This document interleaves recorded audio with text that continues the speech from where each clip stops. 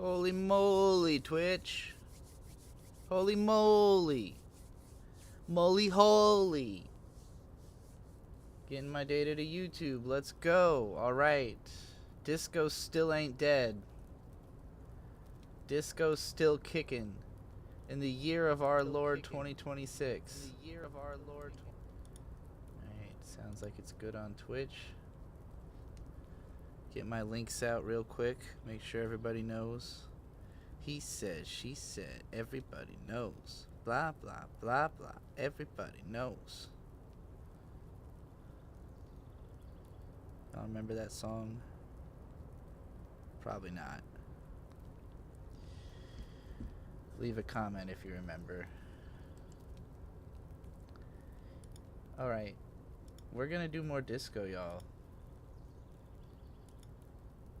I went ahead and clicked past the opening screen because of the loud ass music it plays on that screen.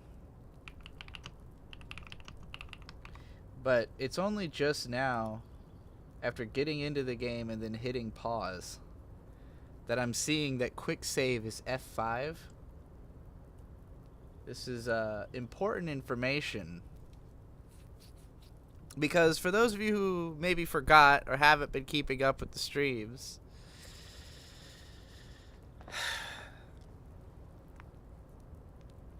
so the first two streams I did of this game, this is my 8th stream of Disco Elysium. The first two streams both ended in tragedy, where my laptop overheated and died, and I had not saved in a while. The first time I lost like 2.5 hours of progress. And then the second time I lost like 45 minutes of progress. And that was when I decided to switch to Bird's computer that will never have a problem on the computer side. It is more than powerful enough to run this game and stream at the same time without even starting to get loud. I wouldn't even say I've ever heard his computer get loud. And on the 7th stream, the game glitched out. The game itself decided to shit the bed. It had some kind of mysterious problem. And I lost probably 45 minutes of progress. Once again. Maybe more. It was like 45 minutes to an hour or something like that I lost on the last time I was playing. I got put right back here, which is to say, I believe I had just investigated this. This is the night watchman's booth. No, I hadn't. The name on the door reads, Rene Arnaud. So last time I inspected this, then I continued into the harbor. I talked to the guy who's outside Everard Claire's booth, and then I talked to Everard Claire for like 40 minutes. I was talking to that guy. And then I left, got the body taken down from the tree, talked to the racist guy, talked to a couple other people, and then the game suddenly glitched, and it had not auto-saved in all that time, and I had not saved in all that time because I just don't tend to think about it. I'm so used to modern games that just fucking autosave for you. Hey Trix, you haven't heard or seen from your vids. You were your vids in like over a year. How are things going? You're living in a house now. Yeah, I mean, if you were here a year ago, I was living in this same house. But yeah, I've been living in my brother Victor's old house for the last couple years. Yeah, things are going good. It's probably the most peaceful time of my adult life. I spend most of my time in my room playing video games and making anime content. Not too dissimilar from a decade ago. Except that it's actually more peaceful because I don't live in my parents' house. I live with my brother Shade and my husband Bird, and we have a show called Whams! That releases every Sunday night. So if you haven't been watching Whams, check out Whams. Sundays at 8 p.m. We talk about anime, manga, music, beer, and snacks, and then we cut each of those segments and release it over the course of the week. So the Marshall Mathers LP review just came out today. Yesterday, we talked about 20th Century Boys, and the day before that, we bitched about how the Legend of the Galactic Heroes remake is really fucking bad. Um, so aside from Whams, the reason I haven't played this game in the last couple weeks, aside from that it really pissed me off that it glitched out on me and I lost a bunch of progress, is that I had to get that Cheerno video done. So, like, I want to say a little over 2 months ago, I had gone from, like, taking a break from internet stuff for a little bit. Like, I took, like, a month to just figure out, like, what do I really want to do? You know, like, out of all the things that I do, what do I really want to do? Like, what are my favorite things to engage with? What are my favorite things to talk about, you know, outside of trying to do it for the internet? And, you know, I like doing live streams. I like playing certain types of games. I really like Toho. And I really like, you know, going outside, although it's been fucking way too hot since the summer kicked off. And so, you know, I tried to kind of collect myself, and then I decided, because you know, my brother Shade and my husband Bird both are like trying to get into live streaming, but they both have full-time jobs. And so they don't really have a lot of time to experiment and figure out like what are the best practices and stuff like that. So I was like, I'm going to take up live streaming since I have all the time in the world, and I'm going to see how much I can do and like what feels reasonable and stuff like that. So I pretty much hit the ground running with doing 2 Disco Elysium streams every week. I was doing 2 Slime Dolls streams every week over on the Slime Dolls channel with my friend Krona, where we played through all of Twilight Princess. We just finished that off on Monday. So it was like 9 streams of Twilight Princess. I did 7 of Disco, and I was also working heavily on the Whams show with Bird and Shade. And then on top of all of that, you know, continuing to work on my own projects. And the biggest one I was working on is a Cheerno podcast. It's a Toho podcast, but the first episode's about Cheerno, and it's like 2 hours long. And so I spent like the first 3 weeks of while I was live streaming, I was also researching Cheerno for the sake of this podcast. And then we finally recorded the podcast, Kino and I. And then for the next like 2 weeks, I was kind of editing it in between, you know, in between doing all those live streams and stuff. And it was just so fucking long that at some point I realized, like, I have to cancel some live streams if I want to finish this. Like, I have to put Disco on hold. I gotta, you know, miss a few fucking sessions, because other stuff comes up sometimes too that makes it hard to get as much done as I want to. So I had really stuffed my schedule in such a way where it was like something has to give for me to finish this fucking Cheerno podcast. And that was the thing I wanted to do the most. You know, out of everything I was working on, that was like, I really want this to exist. So I put Disco on hold. I finished the Cheerno podcast. We wrapped up playing Twilight Princess. And, you know, I started work towards the next Toho podcast, started working on other things. And basically I've realized I cannot stream this game twice a week. Part of why I was doing it is I just wanted to get through it as quickly as possible, you know, like I don't like the idea of continuing to be playing the same game for a long time, because the question of will I ever finish it is always kind of hanging in the air. This game is fucking long. Like, I knew it was like a 35-hour game. I guess I didn't really math out like how many sessions is that going to take to actually get through, like how much of my, you know, life will be consumed by streaming this game. But particularly when I keep losing progress, it takes even longer. And it's also taking even longer because I'm rambling instead of playing it right now. But, like, I think this game is unique in how much people have asked me to play it. Other than, like, the only other game that people have asked for this much is fucking Umineko, which is somehow 10 times longer than this. Maybe not 10 times. It's at least 6 times longer than Disco Elysium. And I think in my mind, I was like, well, this is short compared to Umineko, so this won't be that much of a task. But, like, when it comes to video games I actually casually play for my own amusement, those games are like an hour long at the most. You know, I don't like playing long games. I don't like that the game is 35 hours and fucking asks so much of my time. I want that shit to be beatable in an afternoon, or like unbeatable across many afternoons. You know, like if you watched the Toho 7 stream I did the other day, I did 4 runs in 90 minutes. You know, that's basically playing the game 4 times through. You know, like obviously I died before the ending each time, but functionally that would have added 5-10 more minutes onto the game. You know, it wouldn't have been super long if I had actually beaten it. So, you know, I much prefer a game I can beat in half an hour or, you know, 2 hours or something over a game that takes 35 hours.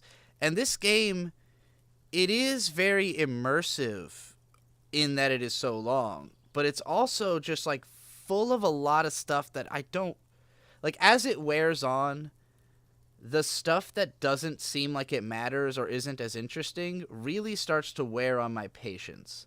And a good example of that is about to come up, where when I go into this room where there's like it's just like the office room of the union or whatever, and it's just like got a bunch of like pamphlets and stuff, and like it's a bunch of goofy little details that probably would be interesting if I'm like just trying to learn absolutely everything about the world of this game.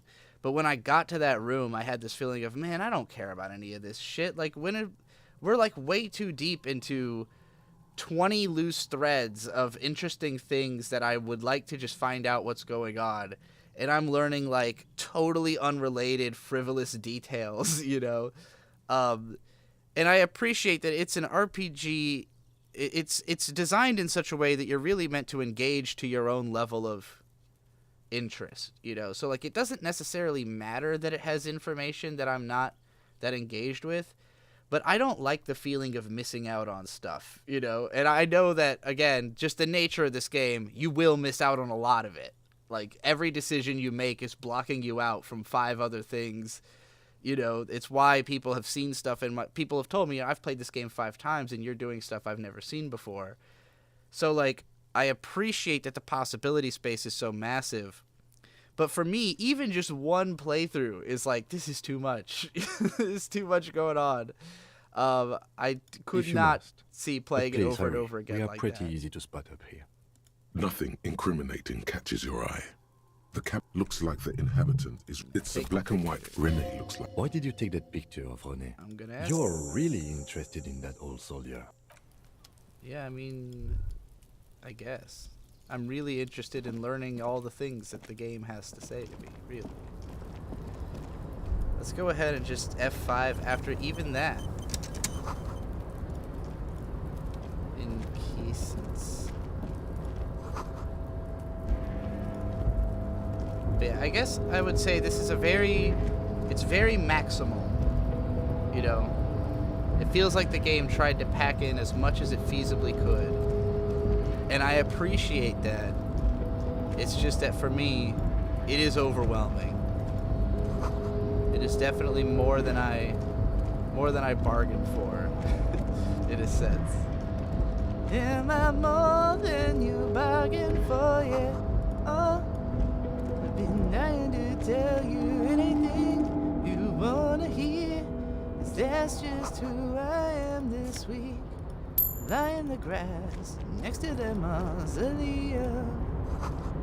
I'm just a notch in your bedpost, but you're just a line in the song. Container, I'll turn you nice and red. The lyrics to this I do like container this song. guy's The accent voice. is so thick, it's impossible not to notice he's Ubi. Container, Hello. Everard. The look in his deep blue eyes. I see you are not a union man, mister. Did you get lost? You're not one of them scabs, are you? Actually, I am, yeah. I mean, I don't personally mind. Folks is just folks, you know, and folks gotta eat. Just some of the other guys don't look too kindly on the scabbing kind, if you know what I mean, mister.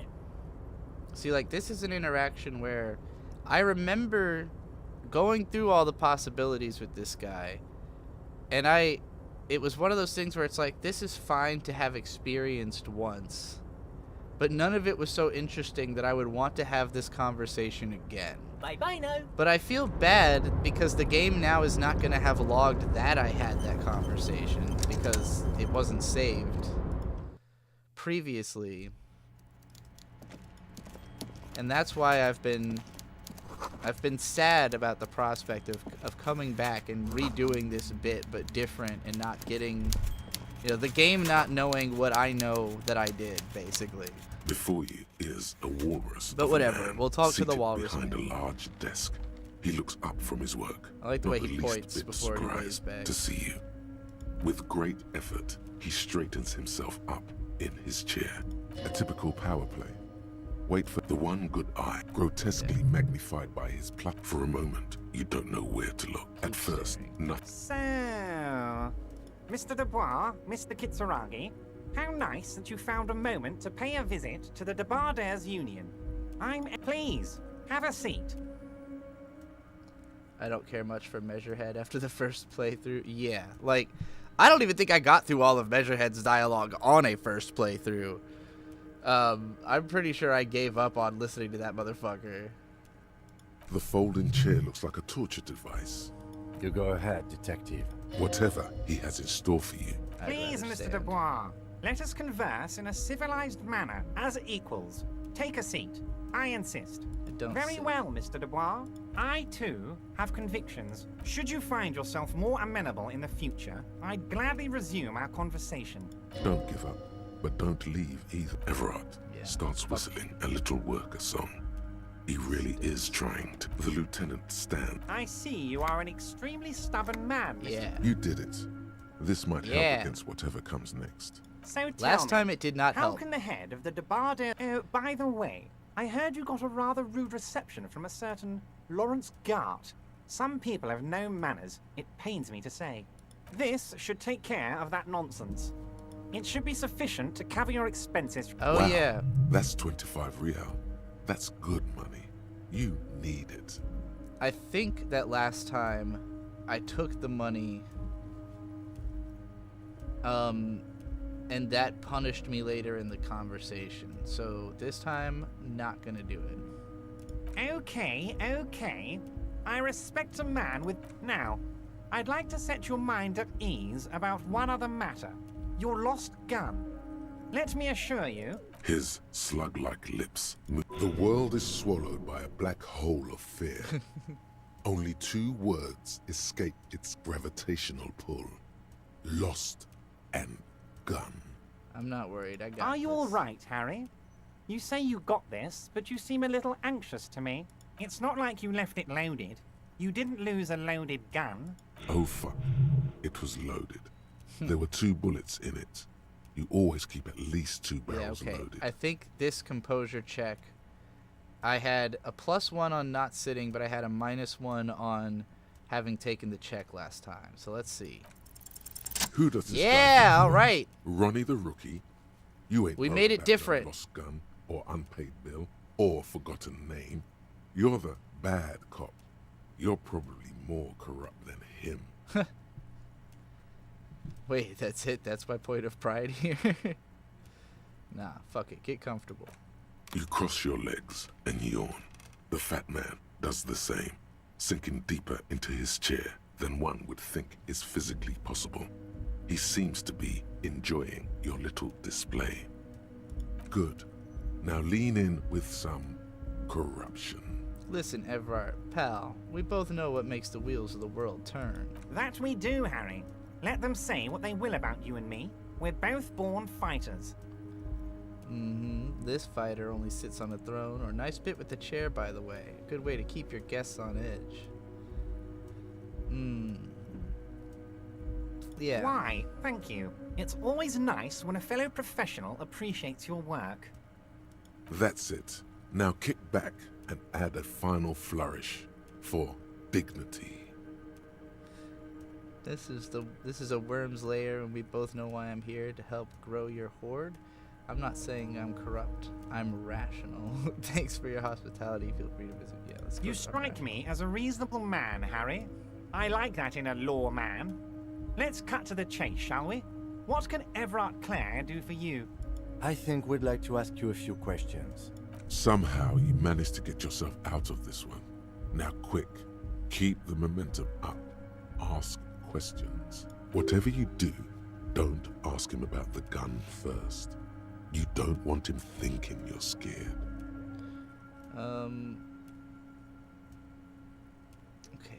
Okay, I remember how a lot of these went, so I'm just gonna blow through What? them.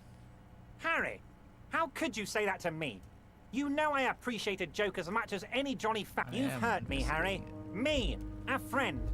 But you know what? I trust you, like I trust all my friends. And I know you'll never talk to me about this again, because you don't want to wound me. He's hiding his real reaction. Thank you for your understanding. You too, Lieutenant. None taken. Do we have anything else to do here, Harry? I've just finished investigating the Ah, local drug yes. trade. Your side investigation. Thank you. You've got some spirit clearing up phony drug accusations alongside this murder. I'll talk to the mayor and see if I can get you the key to the city, Harry. This was Now something... let's talk real business. I don't remember if I said anything about this when I was playing this last time, but this is something that has bothered me about this particular conversation, is that it really feels like the game expected me to do this much earlier. Like, because of the fact that it's one of the first goals you have, there's multiple routes you can use to get here, and I kept failing at the one I took until like day 4? Yeah. So like the fact that I can just say to him, you know, the first part of the mission and then the second part of the mission immediately afterwards, when it's clear that there was supposed to be some time passing between those two things, is a little bit immersion breaking. It's not a big deal. It's just very video gamey, you know, that no time passed, but the reaction is as if time passed.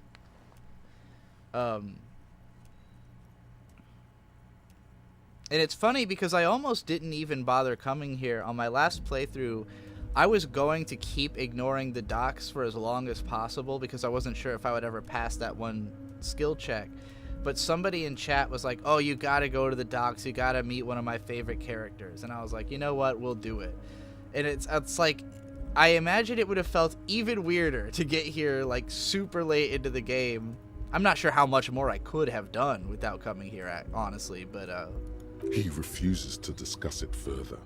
It's probably just a small nuisance. I don't know if you could beat the game without Not ever even a speck of anger in his coming voice. here. That's that then. Could you help me get You a dead might have body down noticed from a there's tree? one hanging. Oh my. Don't take this question personally, but Mr. Clare, besides, getting the body down would benefit all of us. It's a stain on the neighborhood. Yeah, the belt thing. I can certainly see how having him up there might... But of course, all joking aside, Jean-Luc, my boy, I'm sending 2 police officers down. And Jean, please take it easy with the race signs. You can find Jean-Luc down at the gates. He's the big impressive one. You know, tattoos, muscles, ethnic looking. Can't miss him. Great guy. A great guy. Yeah, I don't know about that. I met Oh, Joyce. that's very nice. One thing I want to make very clear. We're all trying to do what's best for Martinez here. What do you mean, Harry? Nothing. I let him go. He's an old man, Harry. I wanted him to spend more called him an Harry, idiot. I have little people in my organization. Honestly, I'm beginning to think you're a midget, Harry. I'm only kidding, Harry. You're not a midget. No one is. We're pals.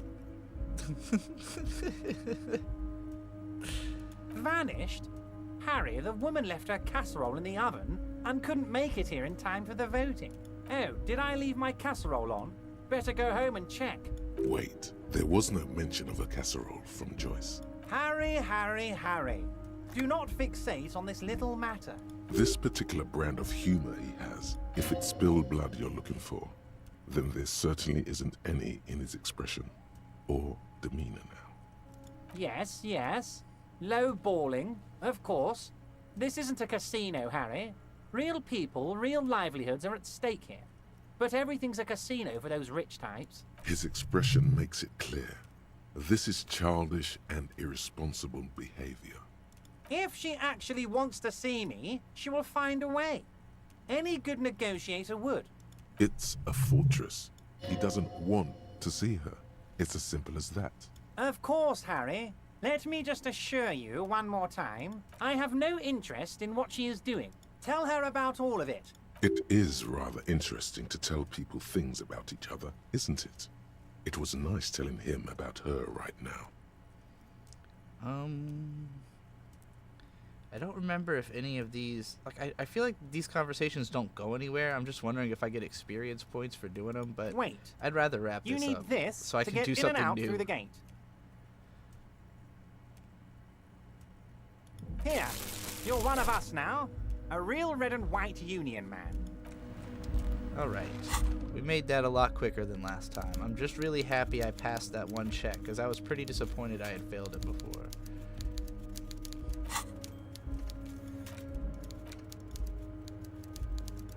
Okay. And I think I have a skill point? Yeah, I have one. What do I want to level up? I've got full volition, I've got full conceptualization, I've got full shivers. Working on empathy. And what is suggestion? I feel like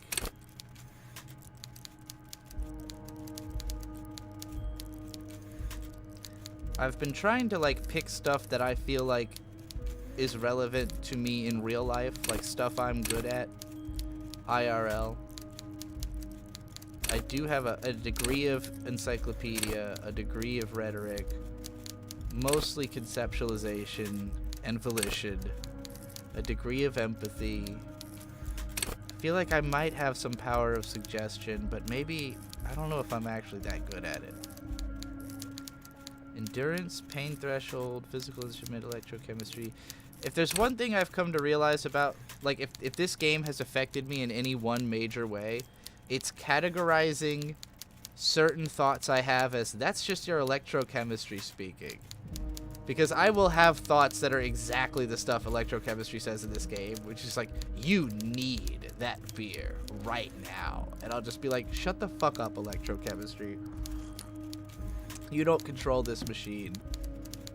I think I increased savoir-faire just for the sake of getting over that ledge.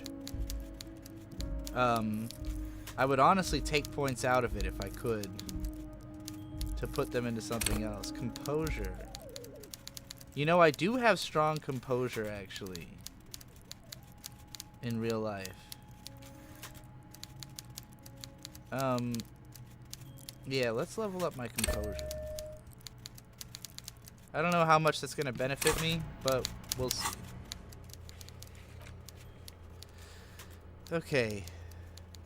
I've gotten past the part that I was dreading the most of having to redo, which is that conversation went on really long the first time I did this. And again, I feel bad about not, like, doing every single thing I had done before, just in the sense that the game doesn't recognize what I actually know in real life, but it is what it is.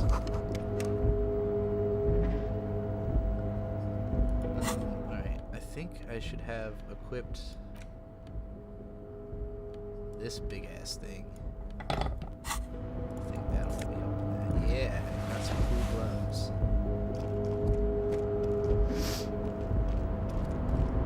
I love this big thing. I don't really understand exactly what it is. It's just like a giant can opener to me, but it's fun to have it out. Now see, you saw what the graphics did there for a second, right? That kind of shit worries me. That's the kind of shit that makes me think this shit's gonna crash on me again.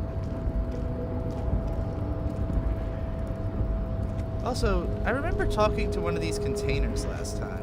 Oh, I have to lower it first. That's right. Where's the thing that lets me lower the container?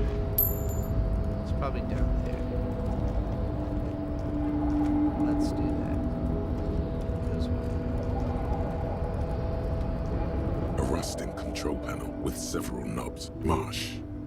With a loud grind, the crane shifts overhead, moving a massive metal container through the air.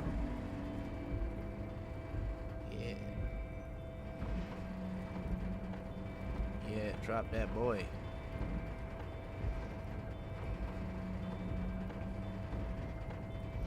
I did it for you, Kim.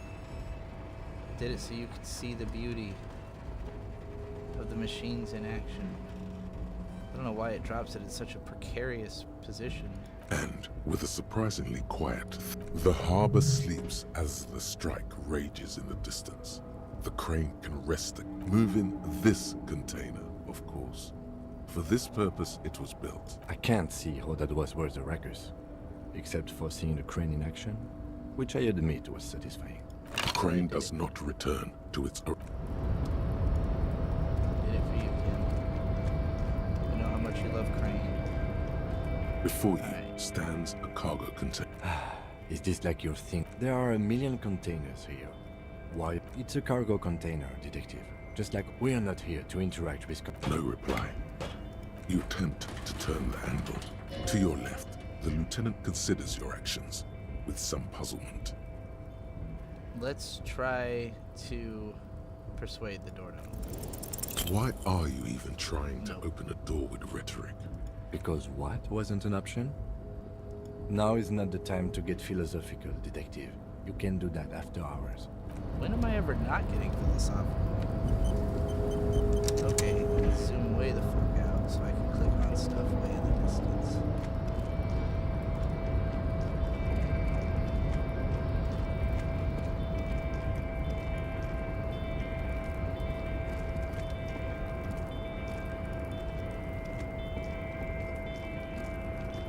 And let's finally get the fuck out of here. This is the room I was talking about, by the way, where I was saying, like, there's a lot to interact with in here, and some of it's kind of, like, cute, mildly entertaining. Like, I remember making a phone call about, like, a tape I had rented a long time ago, and, like, it just felt like, man, I'm opening even more threads when there's already so many dangling threads.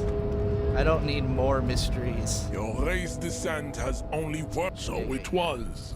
You're so noble. There's a but. But while I am gone, someone must stand guard on the bridge. That someone needs. This is the uncomfortable result of not taking down ourselves. Listen to your little friend. He is wise and babe. See that they stay here the whole time.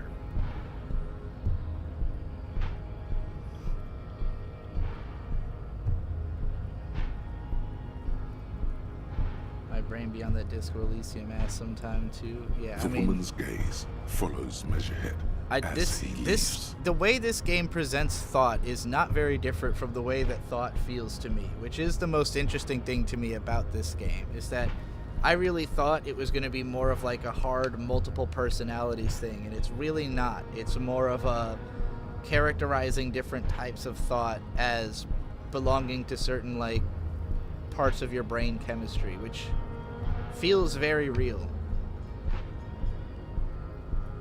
I don't know that it could be so cleanly divided into like 25 or however many different stats, but So, you guys are like cops or something? apparently so. Cool. I like men with guns and power. Ugh. You hear that? That sound. He's breaking something. Yeah, Jean-Luc must be really tearing it up over there. Look at you! RCM rent-a-cops! Spoken by a mercenary, pretending to be a worker. Yes, I am an unbelievably corrupt cop. I am corrupt every opportunity I get. A shrill laughter interrupts you, echoing across Martinez. It's Kuno. Then, the man turns to look behind him at the behemoth appearing around the corner, approaching him, walking past him. Which man?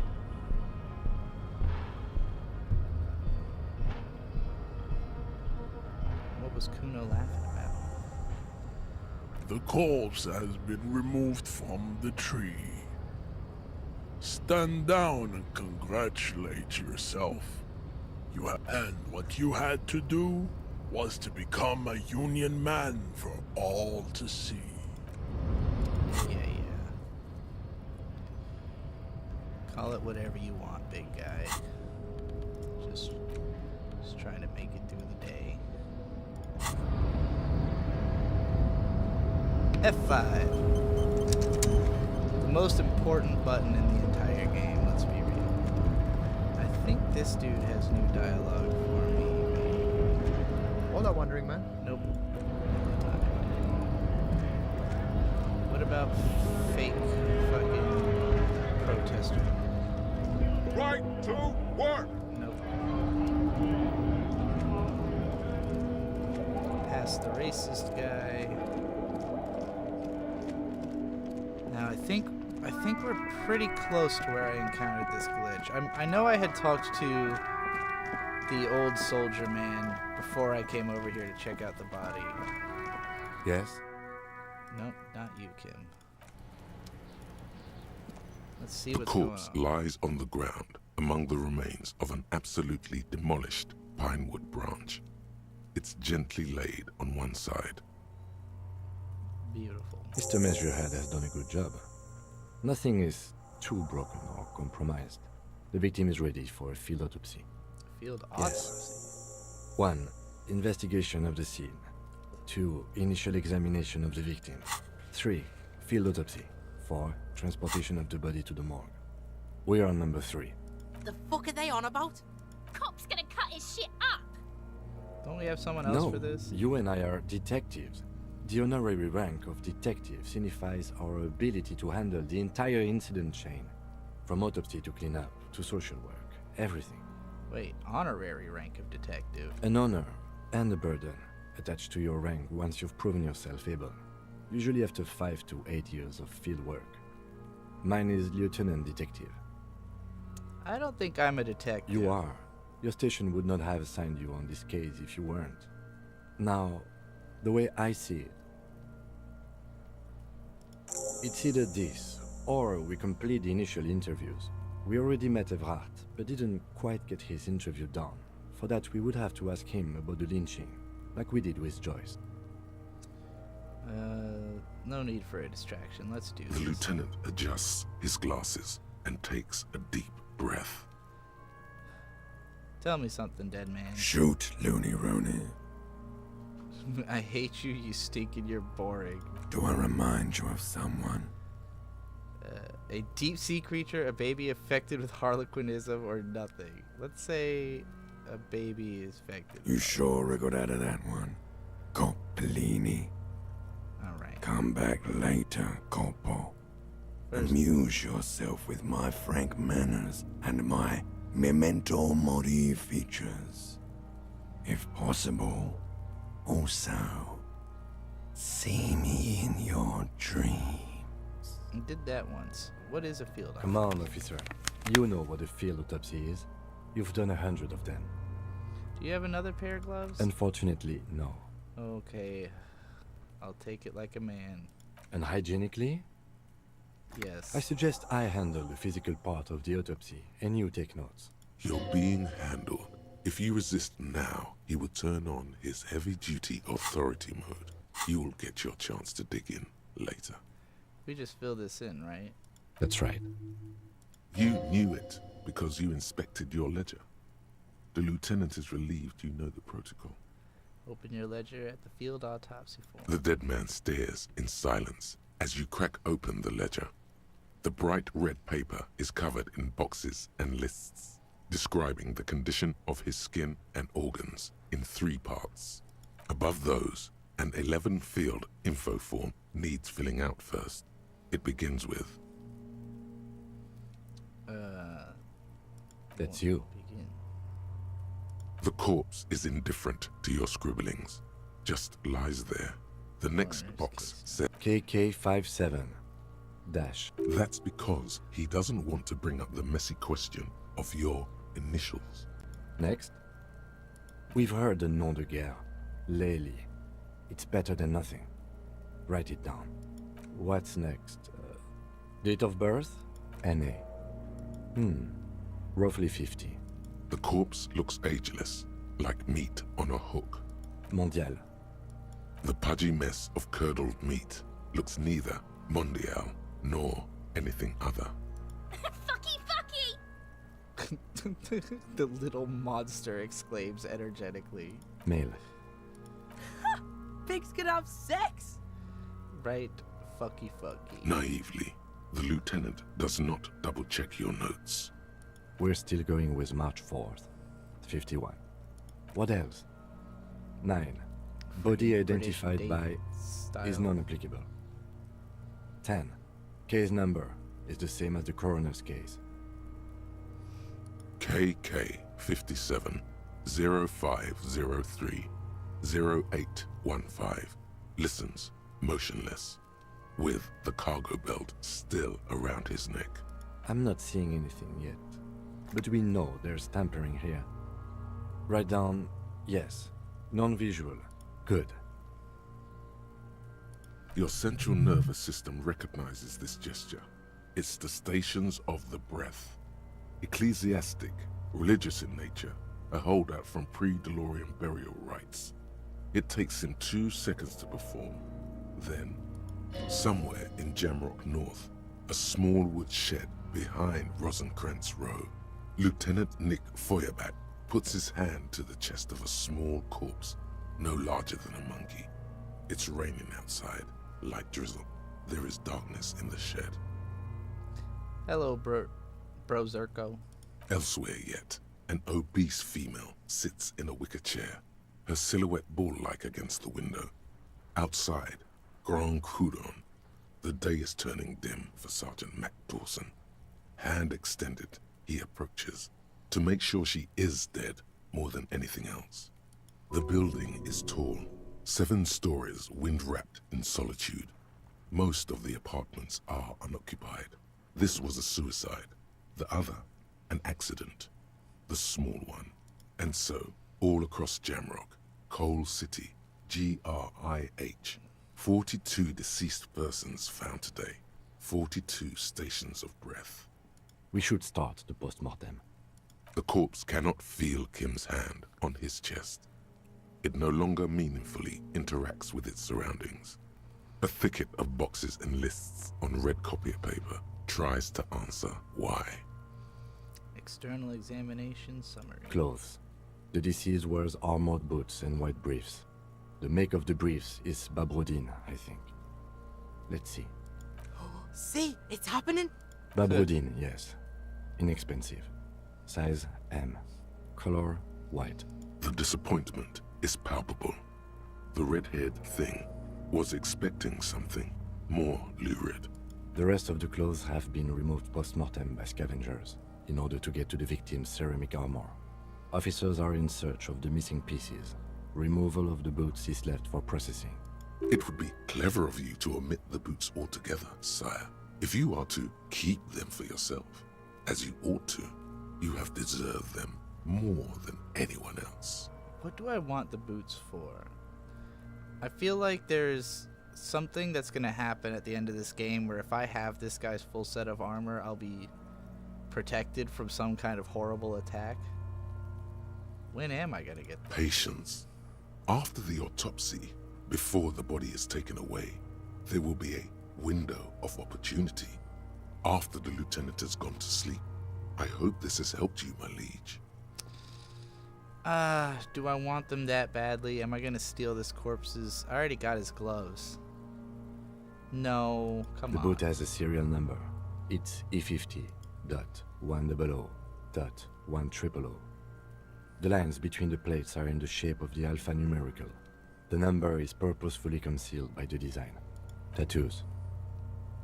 The upper torso is covered in a single, continuous tattoo resembling a microelectronical circuit board. It reaches from the right shoulder to the heart. The ink is blue and white.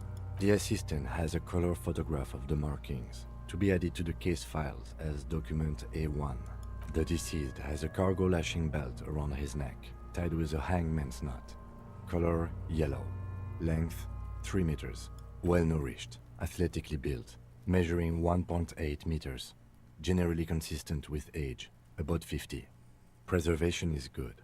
Ambient temperature, below freezing. Body hair is light brown. Distribution is consistent with age. The deceased had male pattern baldness. Hair is combed back, short. touch the corpse's hair before His moving hair on. feels wet, soaked with rain, cold to touch. Not that different from a living person after a swim. Stroke his hair gently. The stench is suffocating. Strands of dark brown hair start sticking to your hand, like thread off a rag doll's head. There's brilliantine in there. He's combed his hair back with oil. Keep petting him. More hair sticks to your hand. Hair off the rain-soaked head of a dead man. There are bumps and dips on the skull below. An alien landscape. For a fraction of a second you feel something. An irregularity. But then it's gone. Too minute to register in your mind. There, dead man. You were someone's child. It's all over now. What was that, a bump? What was what? Brilliantine. There's brilliantine in his hair. There, baby. The lieutenant watches you in silence. Write it down, adding the brilliant. That was some sick shit, Sekopa. Lividity appears consistent with hanging, but is not. The head is congested. Contusions are present on the head and chest, consistent with stones thrown. Low velocity. Fucking low velocity? You think Kuno doesn't know what you're talking about? Velocity was fucking max. Talking shit about Kuno's velocity. In addition, there are bite marks on the face, scalp, and chest, consistent with predation. Write down, but I meant for high velocity. Ligature mark. The steel wiring. There's too much of it. We need to remove the belt so we can get to the ligature mark. You got just the right tool for that. The chain cutters. Oh yeah, I'm prepared. The hanged man lets out a joyous little bubble of rot from his nose. Good thing we got those chain cutters. Always good to think ahead. Now, we need to cut the belt to see the ligature mark below. Carefully, with as much precision as you can. See, my pig is gonna fuck his head off. No, he ain't. Your pig's a boring fuck. How do I can't get it out in the middle of the conversation, though. Look for a good spot. The belt to cut. is equally tight around the whole circumference of his neck, swelling over the edges like white bread rising from the east. The knot is the weak spot. The chain cutters fit in there. Steady now, like a flower arranger. 2 cuts and it should come loose. Does it matter that I don't have them equipped? I guess not. After some deliberation, Hey. you sink the cutters into the knot tying the belt together. You squeeze the rubber handles together, sweat forming on your brow. Snap! The knot is slashed. Another cut and the belt falls apart like a flower bouquet, revealing the dead man's neck and the dark red ligature mark around it. The rope rises to a point, leaving a gap in the ligature mark. The suspension point is in the back of the neck. Hemorrhaging is observed on the skin, above and below the ligature mark. The mark is Fucking well whole pronounced, time of day has consistent changed. with a drop from 1 or 1.5 meters. I guess it stopped snowing. It was just a very abrupt shift in atmosphere. Can't autosave in the middle of a dialogue, it seems. That he was dead. Yes. They moved fast. This is a good treatment. Chest is intact. Normal contour. Abdomen is protuberant. Pelvis intact. Genitalia... No! It's gonna happen, see? I fucking knew it! This is clearly what they've been waiting for, ever since the autopsy began. The lieutenant is trying to make it as boring as possible. Genitalia is male and unremarkable. No evidence of injury. Inspect those genitals. The dead man's penis is average-sized, congested from the downward collection of blood. The testicles are uneven in length, hanging underneath. The genitalia is greenish. Marbling How are is his balls present hanging around when the he's, like, crotch. laying down, whatever. Back is symmetrical and intact. Upper and lower extremities are intact, but asymmetrical. There are combat injuries on the right hand, thigh, and hip. I would In think they'd be addition, I resting see on his smaller, leg. residual scars, too numerous to count, covering about 30% of his skin. Last item, hands. His flesh is cold, icy. Pleased to meet you. Where are you from and what's your name? I'm from... I'm only fucking with you. I know where you're from. From Cappadocia. And your name is Il Corbo. What can I do you for, Il Corbo de Cappadocia? It's good to hold your hand. Did you like it when I stroked your hair? I did, Kobo. I did.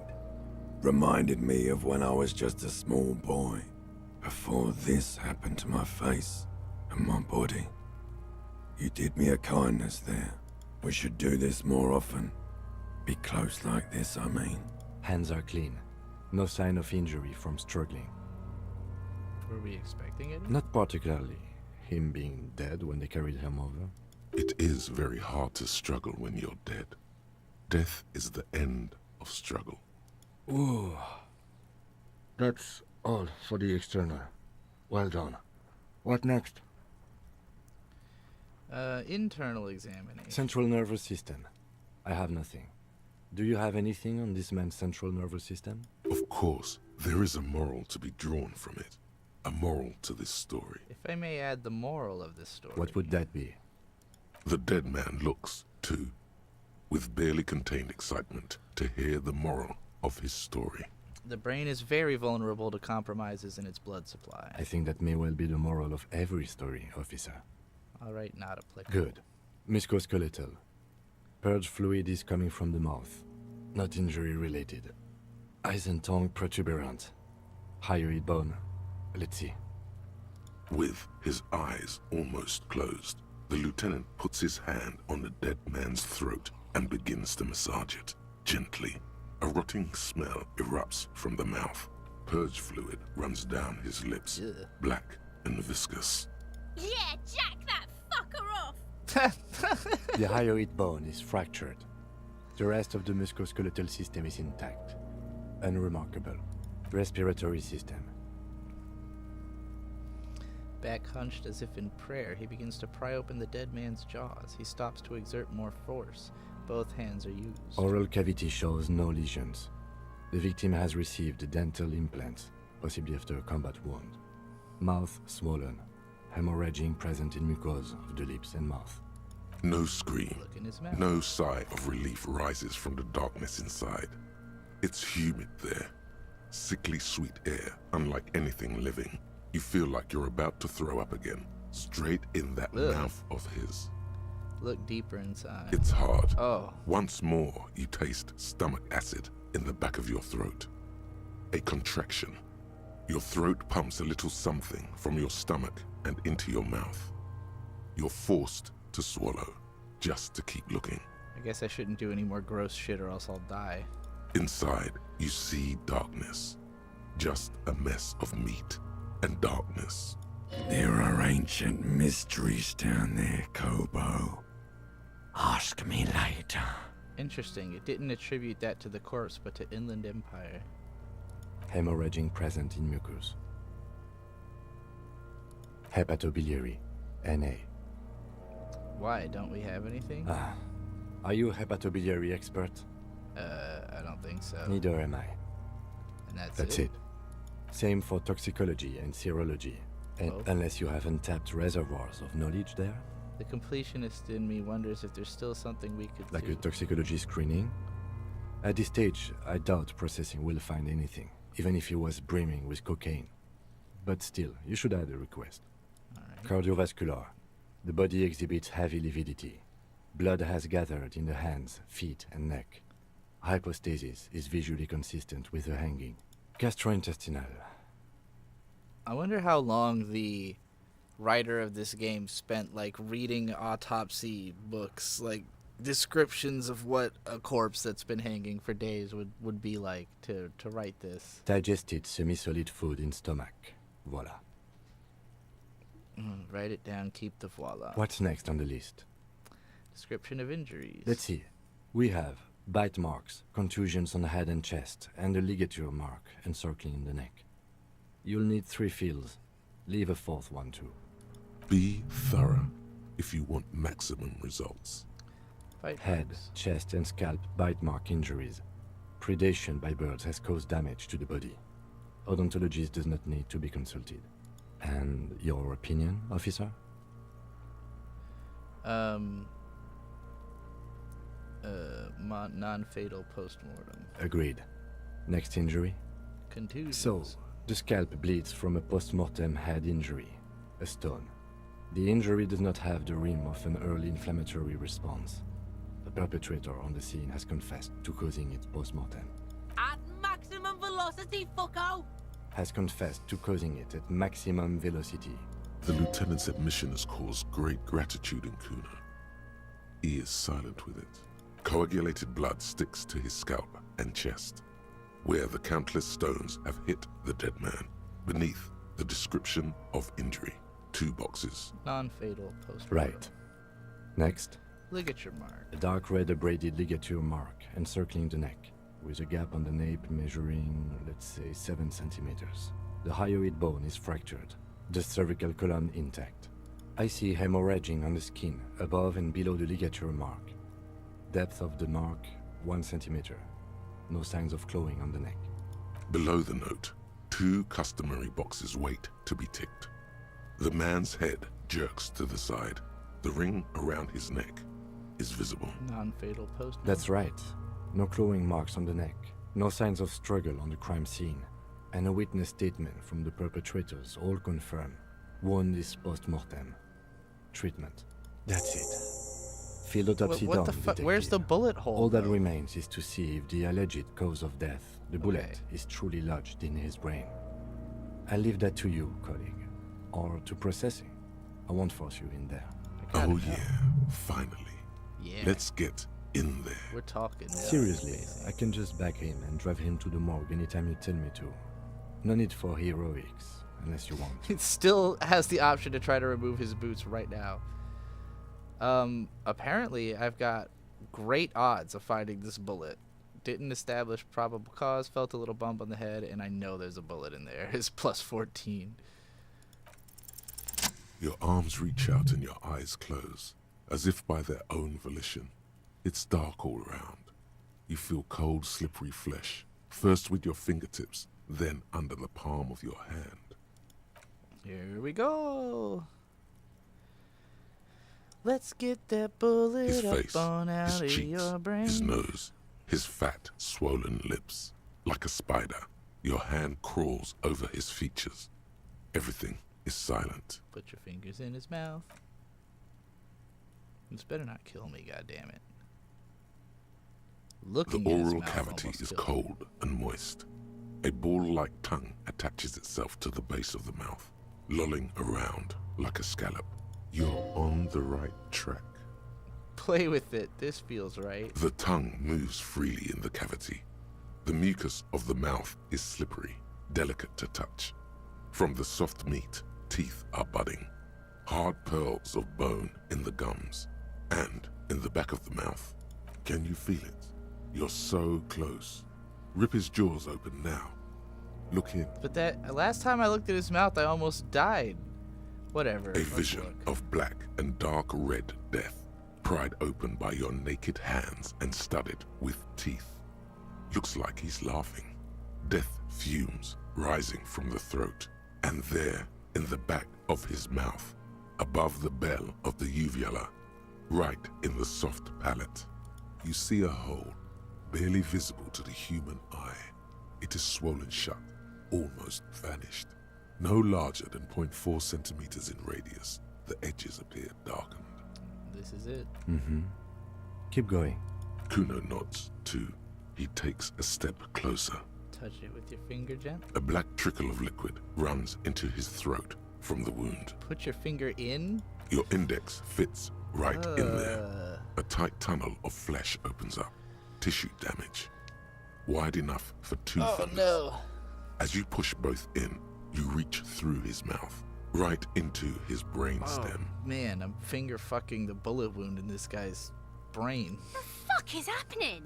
Thank you, Kudo S. Ah, shit, see? Brain stem? Yes, that's what this part is called. The basal ganglia feels clumpy. The bullet has torn apart his reptilian complex.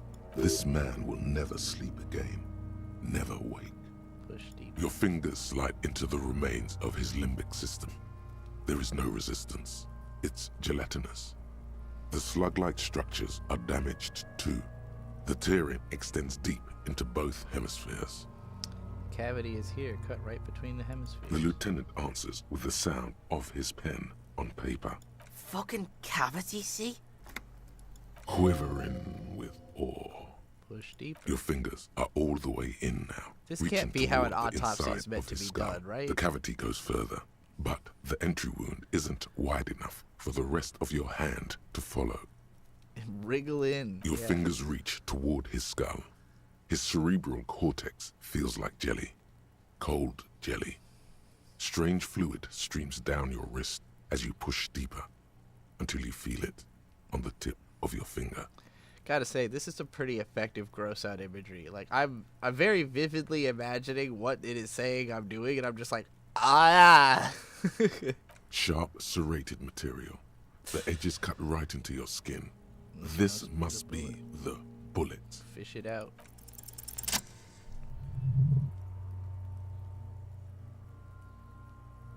How is this an interfacing check? I thought that was like a technology. You pick the sharp metal bullet between your index and middle finger. With your face twisting from pain and concentration, all you need to do is just... I got it. My pig's fucking got it? What? What is it?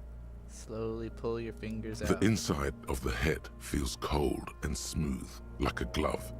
Sweat dripping down your brow. Careful not to lose the prize between your fingers.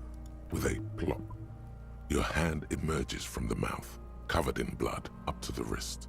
Between your fingers, a small flower, a blossom made of lead. Fucking beautiful! A bullet.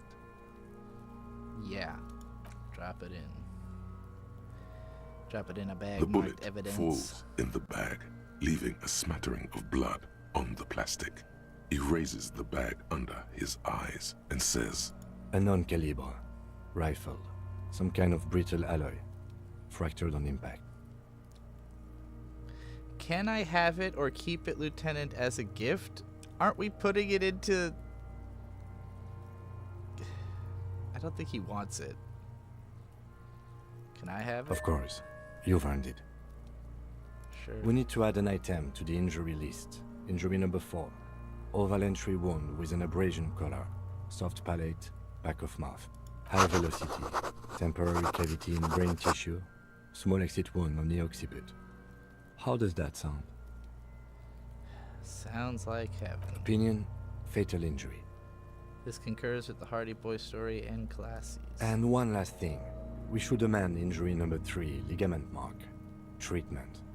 It's obvious the Hardy Boys tampered with it.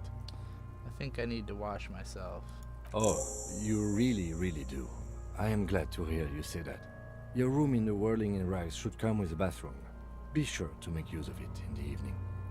Maybe the bullet... I don't sleep there anymore, buddy. I sleep in a fucking shack. Maybe the bullet holds more answers. Yes, we should take a closer look at it.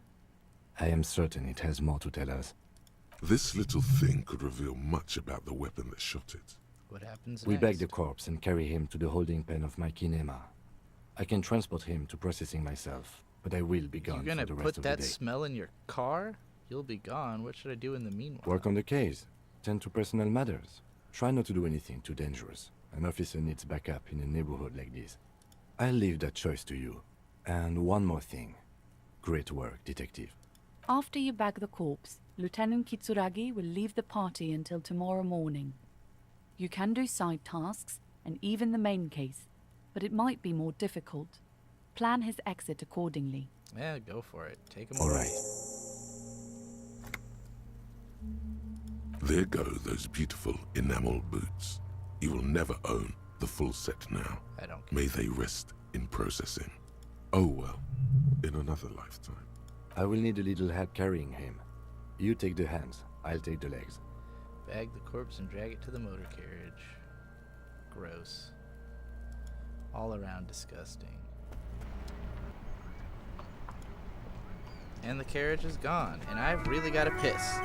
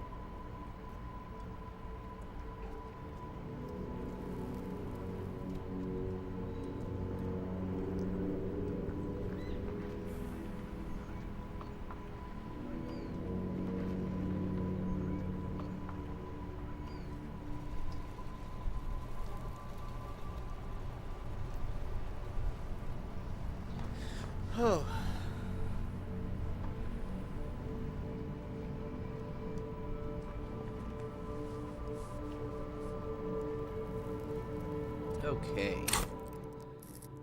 I leveled up twice during all that. Damn.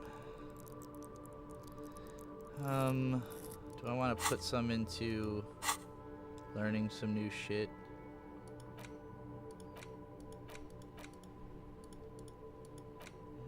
What all do I got? Guillaume Le Million. Some kind of superstar. White Morning. Actual art degree. I thought I had that one. Cold of Mamadakwa. Wasteland of Reality. The 15th Indo Tribe. Maybe I did have this and I forgot it and put something else in? I legit don't remember. And there's so many thoughts I haven't unlocked. Homosexual Underground. Where do I find that one? Magnesium-based life form. So much going on in this game. And I feel like I'm not going to see most of it on this playthrough. I'm not that interested in any of those. Fractured bullet. Oh. The bullet mushroomed out on impact. It now looks more like a fanciful jacket button than something that could pierce skin, flesh, and bone. The bullet is safely sealed away in a plastic bag bearing the RCM stamp. Kim has filled out the label on the bag with the item number, case number, and date and location the bullet was found. Beside his orderly handwriting, the bullet looks especially sad, like a tiny, shriveled head of cauliflower. What do I do with you, bullet? The squished little thing has no idea. I know. You should find the gun that shot this bullet. Eat it, find the gun that shot it, sell it for profit. It is my friend. I'm going to start talking to it. It will keep me company. That seems most likely. But bullets don't talk. Well, what if I eat it? But the bullet is not edible, sadly. Find the gun That sounds like something a police detective would do. First, you should learn all you can about this little guy. Then find the gun that shot it and the person that gun belongs to. He used it to kill your victim. Neato. Feel the bullet through the bag. The squashed bullet has some sharp edges where the jacket has split open. It feels cold, even through the bag. Inspect the bullet closer. The jacket of the bullet is made of a yellowish metal. It has blossomed out to reveal a dark grey core. The base of the bullet is close to 5 millimeters in diameter. Look at the jacket. You can just about make out a few striations near the base of the bullet. Little hairlines, linear. It feels standard. And the core. It's quite destroyed. Some of the fragments are still lodged in the wound. What's interesting about the bullet thus far? It's a jacketed bullet close to 5 millimeters in diameter. A jacketed bullet, which would have been shot from a military-grade breech-loading rifle, not from a muzzle loader like those typically found on the streets of Martinez. Very interesting. You have an unusual military-grade bullet in your hand. Now all you need is to find a gun that could fire it. The bullet has nothing more to say for now. I'm not gonna fail that check. Says it was a legendary.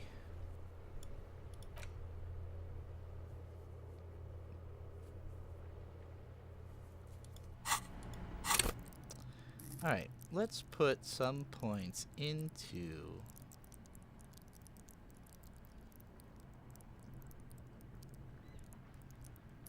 I feel like let's put some into suggestions since it's so low. It's like oddly low. Let's put them both in there. See if suggestion starts coming up as a possibility more. Okay, I'm not really sure what I need to do next. I know there's a quest that involves getting into the room behind this store. I'm not really sure how I'll go about that. Kuno offered me like a drug running quest, but it sounded like it would be really hard to do with my level of physical capability. There are 8 pairs of tracks in the mud. You won't get far without. Kuno, how you doing? Now that you're toys. Necromancer pig. That shit was dark. Going in there like that. Oh, brutal shit. Tell me, Kuno dies. You're gonna pick one out of his brain like that too? Kuno's gonna go out in a hail of bullets. Gonna look like a fucking porcupine. Porta Rosa, a side alley of the Boogie Street spearhead. A young man in his early 20s approaches patrol officer Emil Mullins and asks for a cigarette. As Officer Mullins reaches in his coat pocket for the pack of Astra he just purchased this morning, the man shoots him point blank in his chest. Breathless, the patrol officer collapses in the gutter.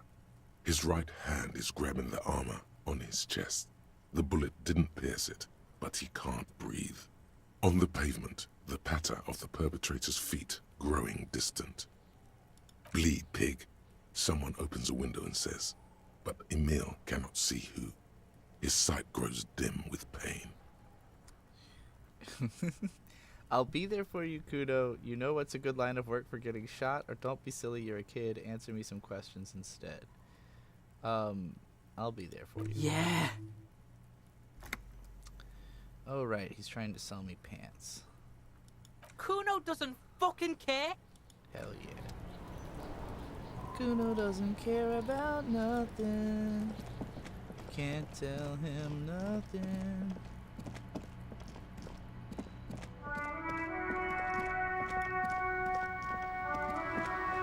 This is incredible background noise while I play the next fest for About Fishing. I think I might have downloaded that one in my big demo grab. Alright, let's see what kind of tasks we've got that I should be trying to do. Find the murder weapon, perform an advanced analysis using HE coordination. But I don't have enough of that. You reek of death, wash it off. There's a bathtub at the Whirling in Rags, a good place to visit once you can have some privacy. Interview the union boss, enter the harbor and seek an audience with the local Depardieu's union lead for Everett Claire. I already did talk to him. I guess I didn't talk to him enough. The photo you found in the night watchman's booth, the one with the happy couple, ask Renee about it. Right. Determine where the shot came from, check the boardwalk for bullet traces, check the island for bullet traces. I don't even know how to get to the island yet. Inspect Colassi's buoy. There's a buoy west of the boardwalk on the coast, somewhere in the reeds. It has Musarange's fake documents in it. And make Titus give up Ruby's location. Okay.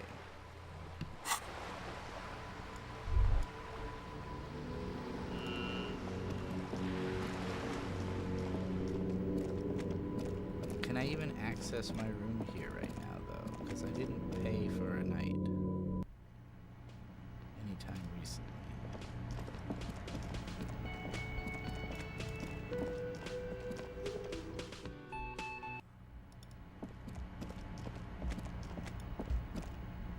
Was there always all that shit on the ground? This shit, I mean? This is not the cleanest bathtub in the world, but it's cleaner than you are right now. Run yourself a bath, or I want to live forever with the corpse spell, memento mori and stuff. The No, bathtub we don't need that. slowly fills with water. The water beckons. Undress, close your eyes. The and water submit. is only lukewarm, but still comforting, like amniotic fluid. A few beer cans are bobbing up and down along your flanks, like sad duckies. Yeah. You feel nice and lonely, and so tired. Leave the beer cans in. That's cool aesthetics. The cans continue to bob, as do your thoughts, aimlessly splashing up against the sides of the tub. Linger in the tub a little. Your fingers grow pale Hey, and I are healed. covered with tiny whirls as the water cools. Imagine something. You see the corpse. You can still smell the cadaver on you. It's going to take more than one bath to get rid of that stench. Yeah. Then, houses along a narrow street. A video rental. Darkness on the planet's curvature. I'm having a little bit of memory of my past life. The waterline recedes as you stand. You are cold now. Your clothes stick to your still moist skin. Why didn't I towel down? Do I not have a towel? I guess I don't have a towel.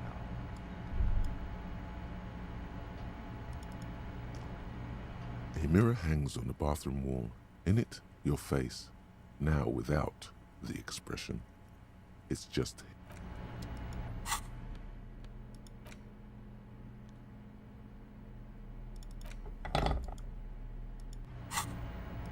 mirror hangs on the bathroom wall. In it, your face. More interfacing, I guess. Whatever. Oops. Didn't mean to do that.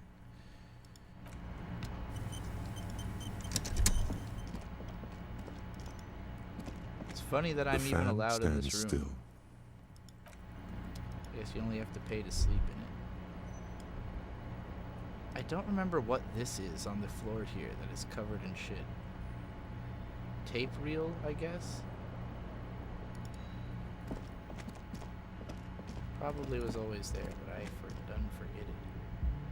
I don't think Classy has anything new to say to me yet. My partners, see, like, this is one of those plot threads that was opened up, and I... What is it? Legit have no idea what the point is of these two being here. Oh yeah, my karaoke. I guess I get to brag about it. Okay. Yes. That was pretty good. Hey, she liked What? No. No. There are universal standards of good out there, and that was just complete shit. Disagree. Jean, he's not right. Treat him like you treat McCoy's little brother. Maybe it didn't go as well as I thought. You think so? It was very nice. Different, but good kind of different. I liked it. Yeah, see, she knows what's up. Again? I can't believe this shit. What do you got going on, Bart? Wow. Just wow. I hope you really enjoyed yourself up there. Had a cathartic experience. Because for the rest of us, that really sucked. Fuck you, I have a vast soul and she will always come back to it. Good for you.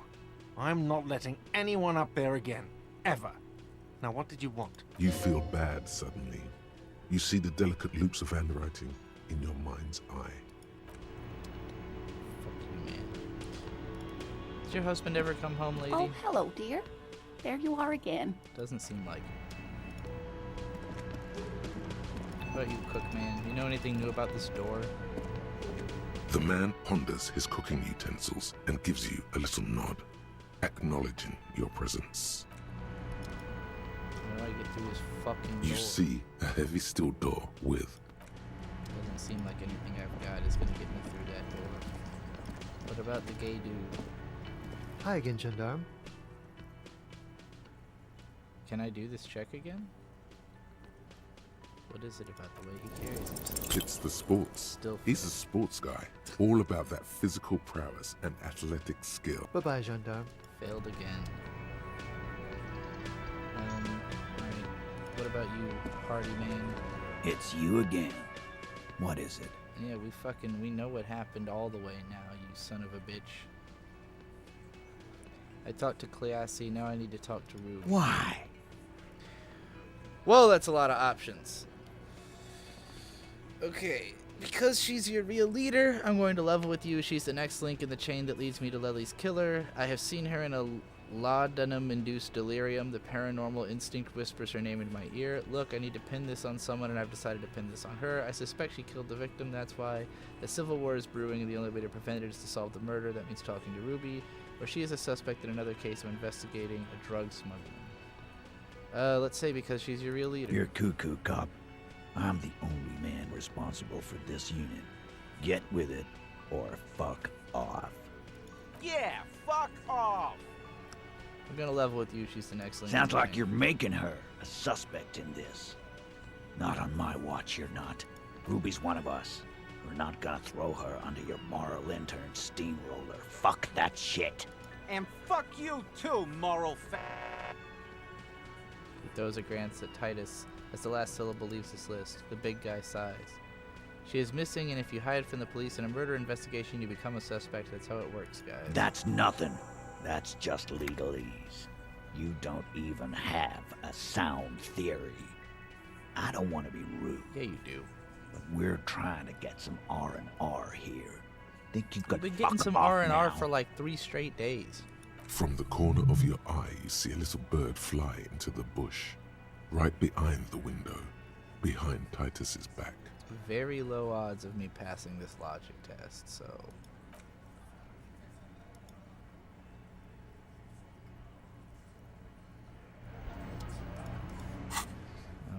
That didn't seem to accomplish much, but I guess I accomplished part of the task. Alright, I don't think there's anything else I can do in here besides talk to Tech Bro over there. We talked to Kuno. I guess I can go back to Claire and finish the conversation with him. I didn't realize how necessary it was considered towards the quest line that because I'm pretty sure he just blows me off, but I guess the game doesn't think I know that yet, so there's still some importance to checking it off the checklist.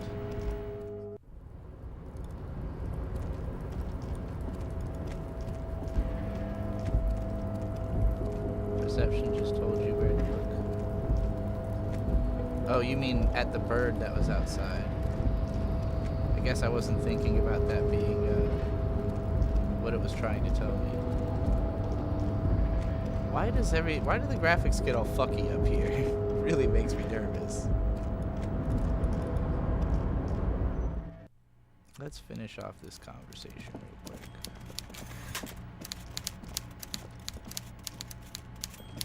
Mr. Dubois, a pleasure as always. Oh, I bet he's still fuming internally due to your no-sitting escapades.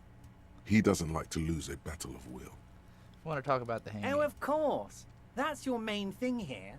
That's why you're in Martinez. I mean, it's no secret that the lynching is connected to the strike. So much to talk about. Honestly, it's been weighing on me so heavily. I understand you need to interview me. I sense there's a but. Harry, had you asked me earlier, I could have used your help in dealing with a certain weasel. Sadly, the moment has passed and the weasel's back in its den. Nothing to do about it now, so get this. Who was the weasel? The time has passed, Harry. Were you not listening when I just said that? Pay attention, please. I wish I could have done that. Yes, that would have been the interesting way to do things. For both of us, really. But you were too slow. Fantastic. Time for men like me and you to figure out who's killed who and why. Real police work is gonna start happening now. I promise you, Harry. This is gonna be good. I've heard about a connection between the lynching and the strike. I'd like to hear what you know about it. By now, I'm sure you've figured out who the dead man was working for. The bad guys. Wild Pines. Sent to scare us. Another violent measure of the top hats against us flatcaps. Harry, this strike is the culmination of many, many mistakes made by the Wild Pines group. They tried to shut the strike down by sending in armed mercenaries. Our victim. A security contractor. Can you imagine that? Workers standing in peaceful protest, united in the spirit of fellowship, and... He performs a motion as if spraying bullets from a machine gun. I'm talking beasts. Hardened killers from proxy wars in Yisut, Semenine, Saramaritsa, you name it, they've done it. Everything they did there, they brought over here. They want to turn Revachol into a third world slum. Honestly, the only thing they didn't do is kill the village elephant. You have a village elephant? No, Harry, the elephant is metaphorical and so is the village, but the mercs and their brutality are very real. Go on. Now, I haven't personally witnessed the brutalities out there. I have the luxury of staying in my container, you see.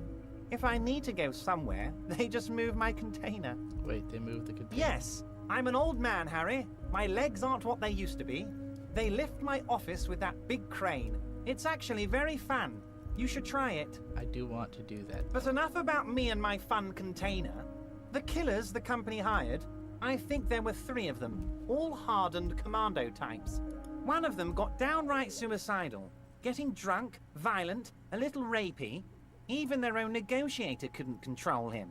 That's your boy. Harry, what you need to realize is, we dock workers are not pushovers. We got grit, Harry. This whole neighborhood does. Push us hard enough and we push Wait, back. The whole neighborhood Potentially, is in Harry, potentially. We got arm wrestling champions, rowing club people, ex-coal miners, tough guys, all ready to spring into action for their home base.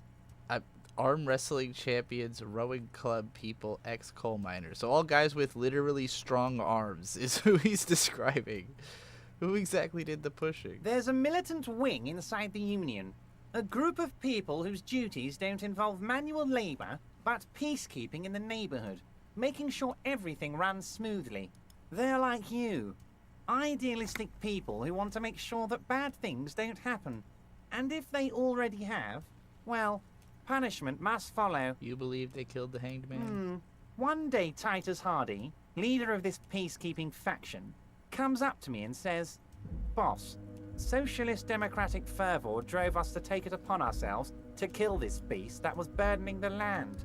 He probably worded it differently, but that was the idea. Sure sounded to me like they killed him. I gave them 2 weeks paid leave and told them to lay low to avoid retaliation. Are you not afraid that we're going to arrest them? Oh, I'm not at all worried about that. These are not the kind of men who get arrested. Uncertainty belies his boasting.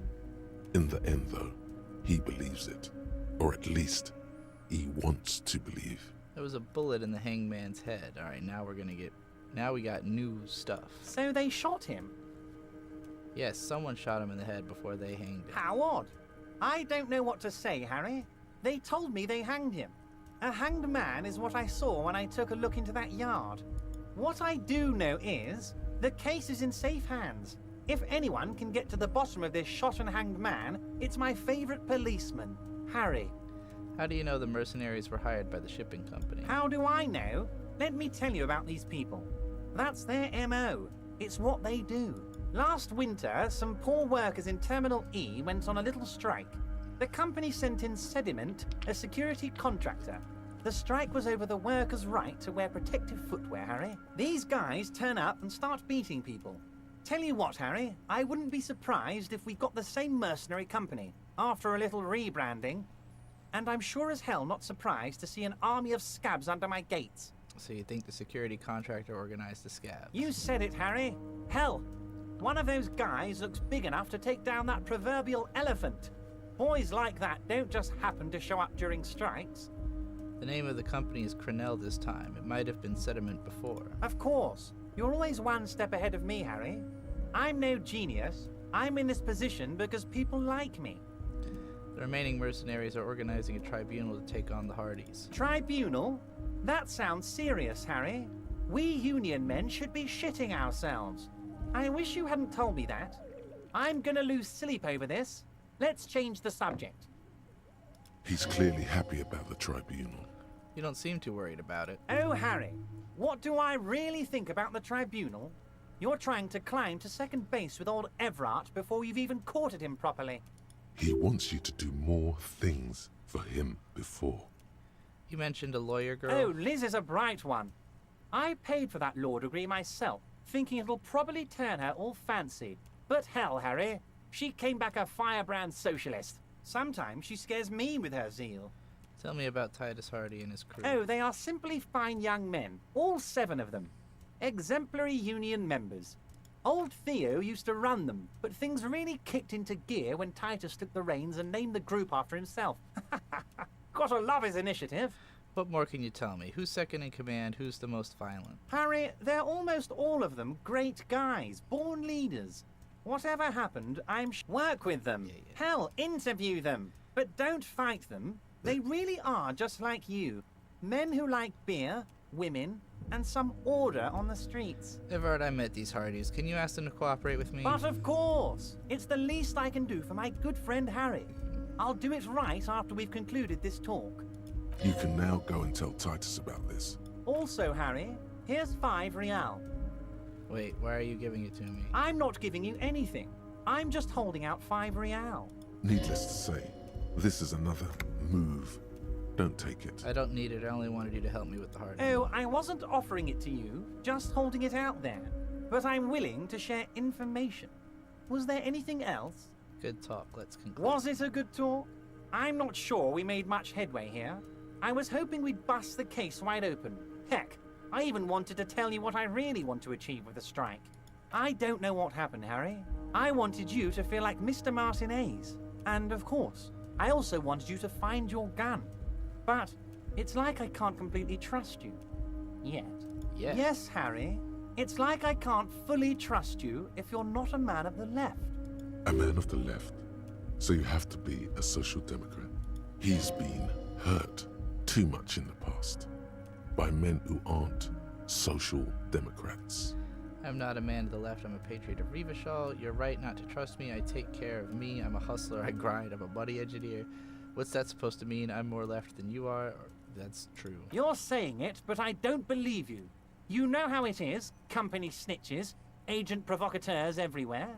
I'm barricaded in this fortress of mine, and I need to get a message out. Will you help me? What would this entail? Once again, I require nothing unethical or illegal of you. You just need to get 2 little signatures on this piece of paper. He thinks he can force you into his scheme. You can turn this around on him if you accept. Yeah, fine. You bring joy to my heart, Harry. Such a pleasure to be working with you. Here, you need to get signatures from Isabel Sadie and Lillian Carter. The cul-de-sac is right. Once you have the signatures, mail this to 13022 La Rocca in La Delta. Then, I'll know you're a solid socialist. Okay. What's in that container outside? My dear Harry, there are Harry, you smooth talk. Smooth talking? Maybe that's the way to go about opening the container. You should at least try convincing it. Can we go over a few Most details? certainly, Harry. No, By all means, Harry. Okay. See you soon, Debardeur. Okay.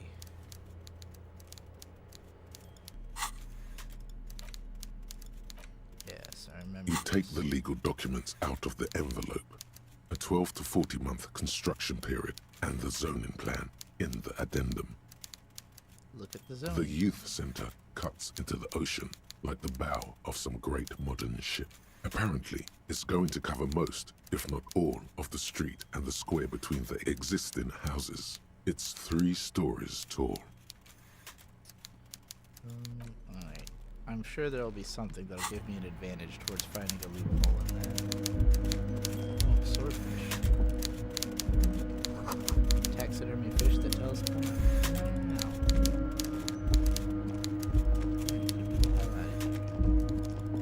Let's go look at that bird or whatever the hell.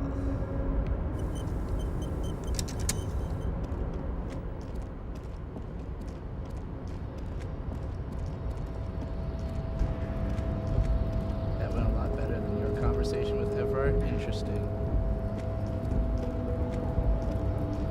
Maybe it's because of the fact that I didn't sit. If you sat in, did you sit in the chair when you talked to him? Because I was very adamant about not sitting down.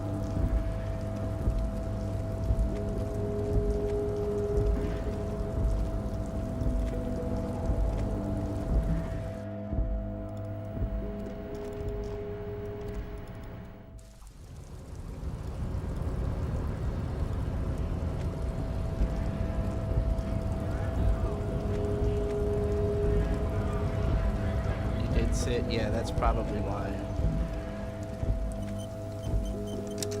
I was very, very much refusing to sit or concede anything to him whatsoever. I felt very insulted by the fact that he was sitting in a gigantic padded chair and wanted me to sit in a little foldy chair. I was like, no, fuck you, dude. I'm not sitting in Vigilance officer? Chair. Which, what can this all in real life, I also would have not sat. Like, regardlessly of the situation, if somebody is sitting in a nice chair and they offer me a shitty chair, I'm always going to give them a look like, so you could afford one really nice chair and you couldn't afford a second okay chair. Like, alright, sure, buddy. Renee, I found your guard boots. The Debardeur's union pays me to stand vigil during the night. I'm an old man. He feels like he has to justify himself for some reason. Must yes, have it seen something. does. Why are you it's on a private leave? matter. You see, officer, René is the kind of man... I'm fine, goddamn. No one. Yes. Look, officer. The possibility. Evrard created this job for René because he knows the Royal Carabinier's pension of honor and PTSD isn't something a man can live off. A decorated Kingsman collecting tear reflects bad on the whole neighborhood. His words. There's absolutely nothing wrong with tear collecting. It's my side thing, too. Oh, I didn't mean to imply there's something wrong with that. I do it too. Everyone does it. It's an excellent side thing. Yes, yes, yes. He is not going to become an entrepreneur. I saw a picture in there. She is nobody. The lady is Jeanne-Marie Beaulieu, and she sure as hell wasn't a nobody. Yes, yes. Like I said, it would be up anyway, so might as well keep an eye out.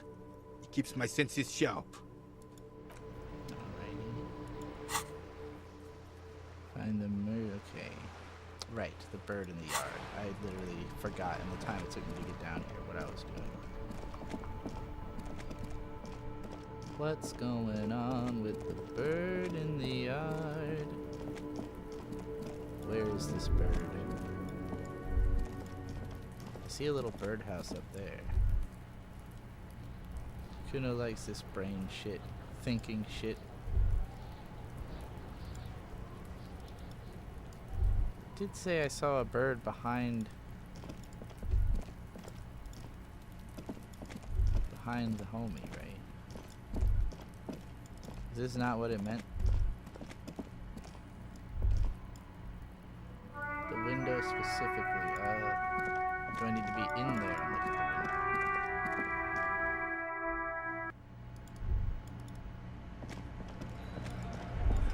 Ah, okay. Behind the dockworkers, a ceiling height window. The hawthorn branches scrape the glass like bony fingers. There's a little slide panel up there to let some air in. No need to open it in spring. It's still too cold outside.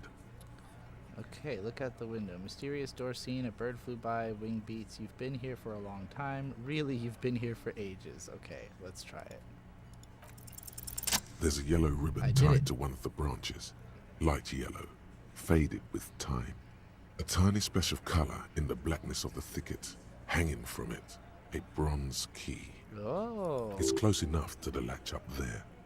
One can slide it open and just take it. Surely not a coincidence. Someone's hid a key in the bush. Huh? I need your guys to hand the key to me. Can you let me slide by so I can grab the thing? Titus, can you hand the key to me? Yeah, Titus, you do. I'm not your janitor, cop. I don't even know what you're talking about. Can you let me slide by so I don't know about that. I'm comfortable here. Don't think any sliding would really help right now. Sorry, fucko. Looks like you're gonna have to go bush diving. Good fucking luck with that. The hawthorn's got a bitch of a bite. I'm gonna enjoy the sight of you in the bushes out there.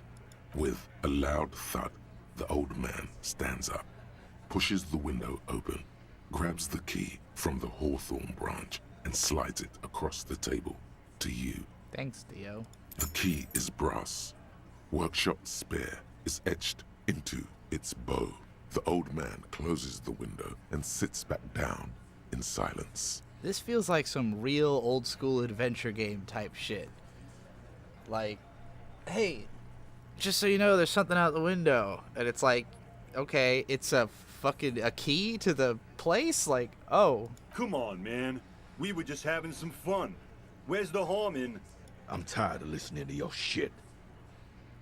Thank you. Off yourself. Make it up to me, cop. I still got my money on that.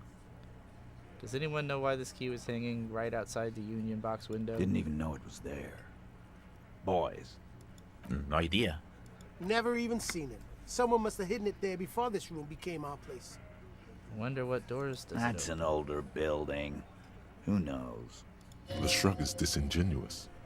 He's intrigued, if only for a moment. Well, you're not gonna get to learn. Fucko. Is it for the blue door? Probably not. You see a heavy steel door with the key fits the dimple lock. Oh. It takes a bit of effort to turn it after all these years. But then the lock clicks. It was for the Dust blue door. rises before you like mist. A tomb haunted by regal spirits from distant ages. Fucking barman's gonna be so jealous of me. Alright. An arcade cabinet? Pinball says Franco-Nigerian. The theme is horses and swords. Multiple pinball machines. Note, NB, the spare key is tied to the bush outside the corner room window. This pinball is white Diora. The back glass shows a female figure in mourning. There appears to be an elevator there.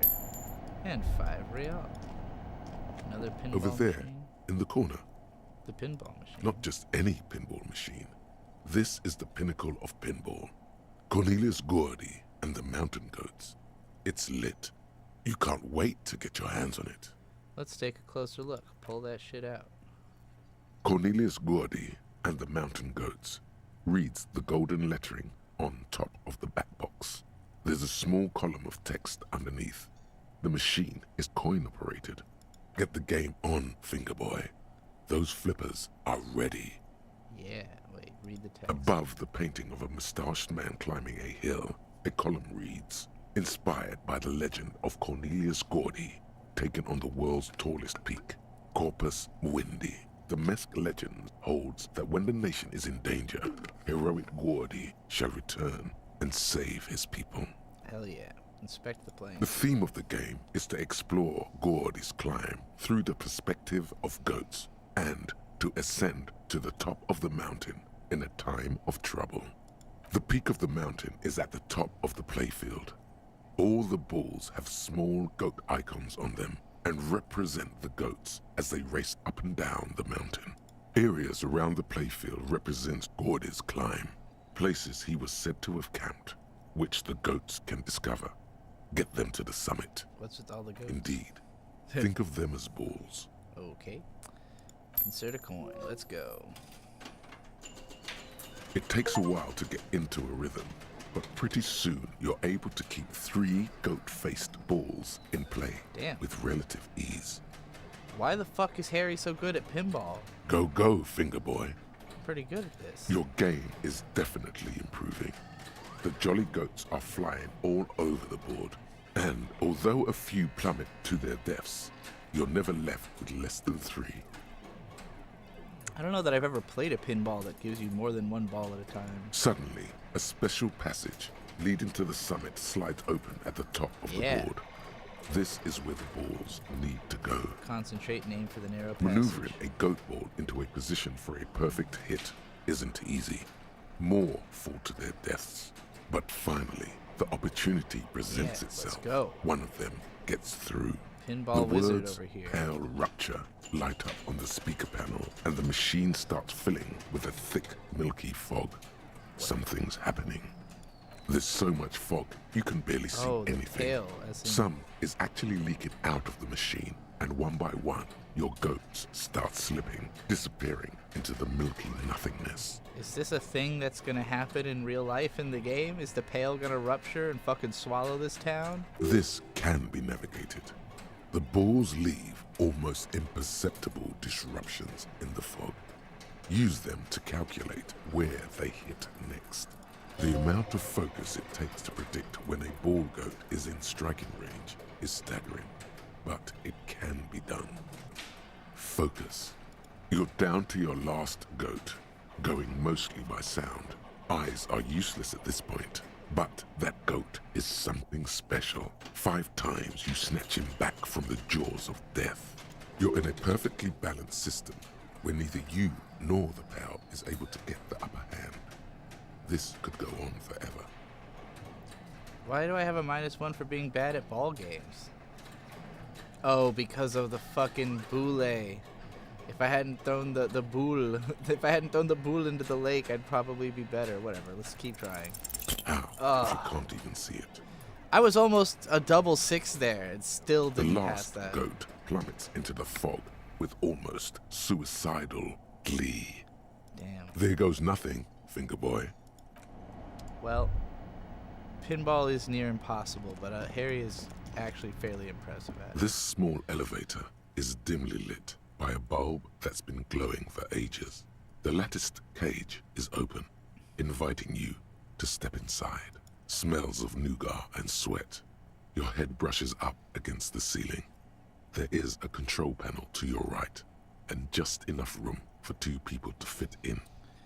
Is nougat the same thing as nougat, like in a candy? Yeah. I didn't know it was pronounced nougat. Interesting. Look at the elevator controls. There are large rectangular buttons, monter, descente, and an international call for emergency assistance. That third one appears to be broken. What were you used for, elevator? The deep scratches on the floor suggest it was used as a freight elevator for transporting heavy machinery and one man. Alright, let's go in. Let's go up. Oh. Small windows taped shut with black plastic. You can't see outside. Creepy. Boxes of tools and replacement parts line the shelves. So we're now right behind Cleassi's room. Schematics for a pinball machine, futurism themed. And we gained a skill point. What do I want to put this into? What would have helped me win the pinball machine? Probably hand-eye coordination, right? I feel like there's a few things that would help me to have better hand-eye coordination about. Let's put a little into that. Not necessarily something I've got in real life, but you know, I am improving. I've been playing a lot of shmups, trying to improve my hand-eye coordination. This pinball machine has been taken apart. So this is where they brought 40 pinball machines to fix them up. A long time ago. Everything is covered with dust now. Looks like they gave up on fixing the pinball machines at some point. Yes, pinball hasn't enjoyed a heyday for 15 or 20 years. So pinball is in the same state as disco in this universe, as in popular 20, 50, however many years ago, but not anymore. This used to be a pinball workshop. Yes, Martinez North 22 used to be a pinball arcade. For people who know more about the writer of this game than I do, how old is the writer of this game? Like, is he like a child of the 70s when like disco and pinball were big, or is this somebody like writing about an era before themselves? And it has been forgotten. Now there is only one working machine in the main hall. The rest is lost to dust.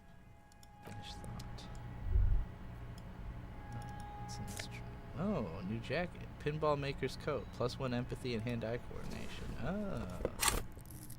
Could be even more max out my... Right now I've got Spirit to Corpse and Shivers. I do like having a lot of Shivers, but I'm already so maxed out on Shivers, I don't think it means that much. And look at that. Just take a look at this. Somehow this is even more detective-y than what I had on before. Alright, footprints.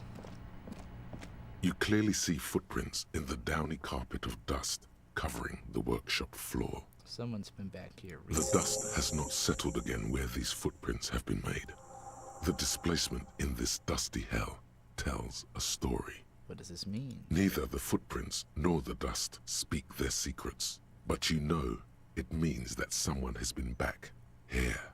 Robert Kurwitz was born in 1984, so definitely writing about disco and pinball as like relics of a time before himself. Like, speaking personally, I was born in 91. Obviously, I didn't live through the 70s. I only know that those things were big because my parents have told me about it and because of movies and, you know, media from the era, like the Who musical Tommy about the pinball wizard.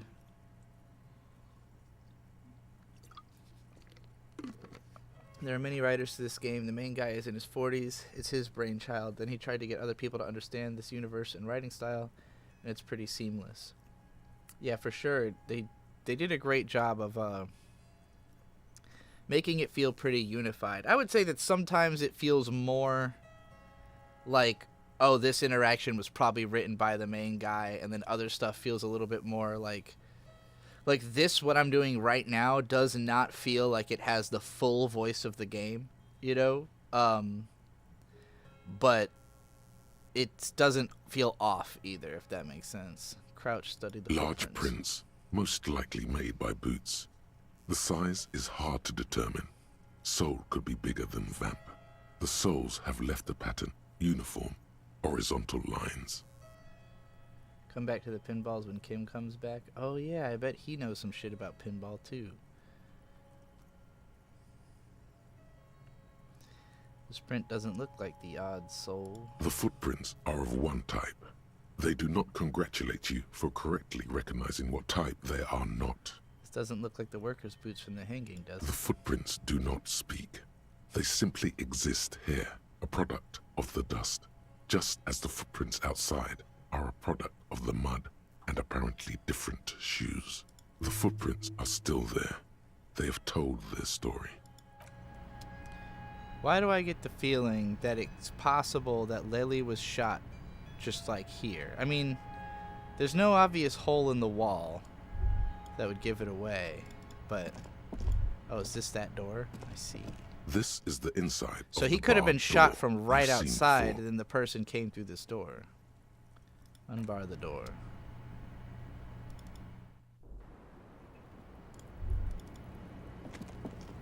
If I tell her Officer, about this.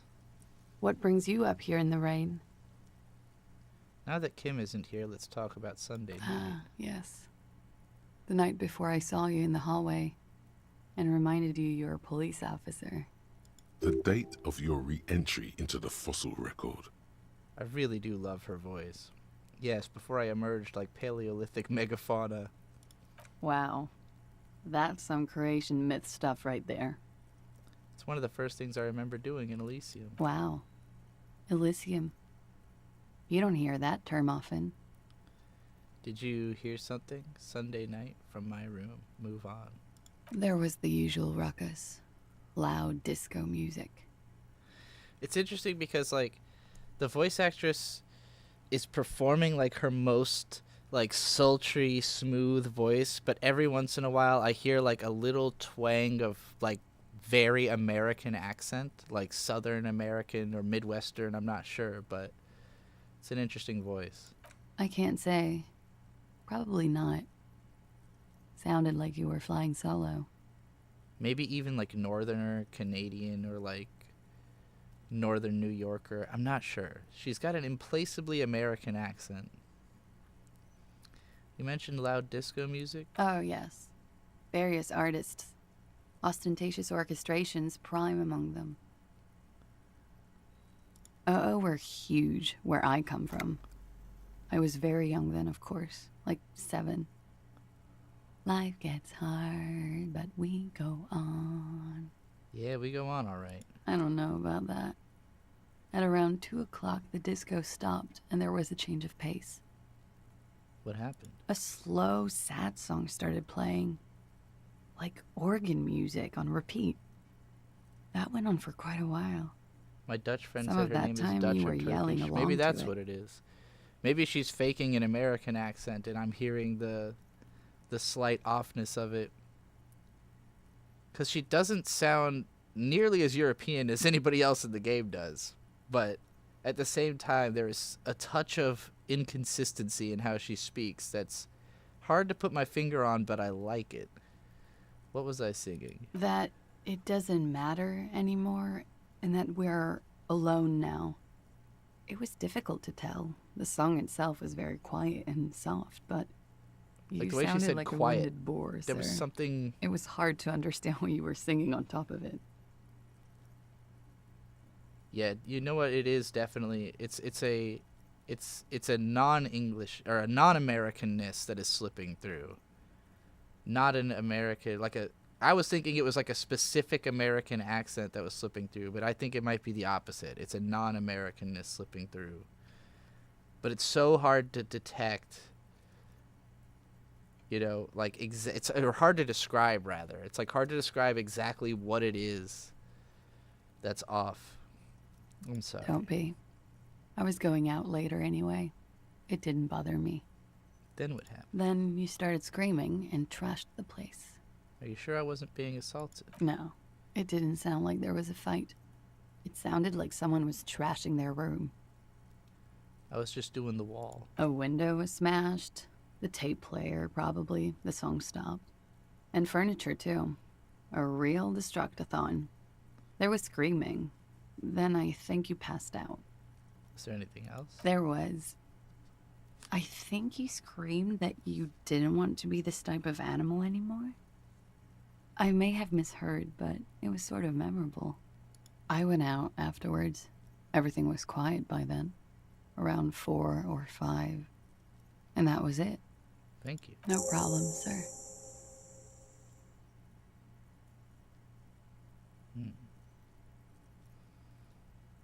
I have more questions about the deceased, but I need my partner here Sure. before I ask. Do whatever you need to do. Let's return to this later. Okay. Alright then. I want to go back through her room or go back through... Let's go back through here again. Make sure I got everything. And make sure the elevator works going back down. Oh, it's just like an instant.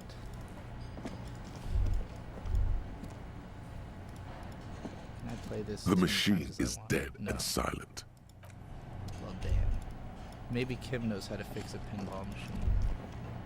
Master Investigator, you just can't keep yourself away from locked and hidden places, can you? What do you mean? Nothing, nothing. You're right. Get in there. Deep. Invade every personal space. Break every lock. I'm just browsing. Yes, that's what it is. A quick peek here. A short glance there. It's all quite delectable. Creepy coming from savoir-faire. Let's see, I got the Jamrock Shuffle as a thought. By now it's clear you like to look inside containers. You like to open doors and see what's behind them. Maybe secrets? Maybe more juicy containers? Let's be honest. You like all containers. Trash cans, utensil trays, manholes, coat pockets, secret containers left behind by the Philippian kings that hold forbidden relics. Okay, you haven't come across one of those yet, but one day. Wait. Is that why you're so hell-bent on opening containers? Do you think you'll find the Holy Scepter and the Orbe de Montaigne? Inside of the box is just another box. Inside of the box is just a box of boxes. Inside those boxes are even more boxes! Ugh. Okay. Continuing. I do think I want that thought, because that sounds very me. I do, in real life, like to open every door, investigate every box, you know. I have a tendency, much like I did in this game, in real life, when I enter a space, I tend to kind of circumnavigate the whole space and look at everything. Because I just want to have a sense of where I am. Alright. I've once again sort of lost track of what I'm doing. Alright, we could get the signatures for Everart, find the murder weapon, meaning perform an advanced analysis of the bullet, check the boardwalk for bullet traces, check the island for bullet traces, check Land's End for bullet traces, inspect the buoy, make Titus give up Ruby's location. Titus doesn't believe Ruby shot the hangman. Right, we haven't talked to Titus since talking to Everart. I don't know if that's going to change anything, but we'll do that before we leave. It's you again. What is it? How many times have I made you get up and cross your arms at me, Titus? Okay. Yeah, we've got better odds. Let's try it. Nothing is happening. Damn it. The pieces are there, but they remain unconnected. Sorry, you're not coming up with anything. Again, the pieces are there. She could have done it. Somehow. Something else. Walla walla bing bang. It's just not coming together. Still nothing. But that's okay. This doesn't have to turn into some kind of meltdown. Right. Puzzleface shouldn't be the cool guy when he fails. I was supposed to be shush. I'm just smart. Okay, I remember this Ace. conversation. It's that I failed simple. this check before.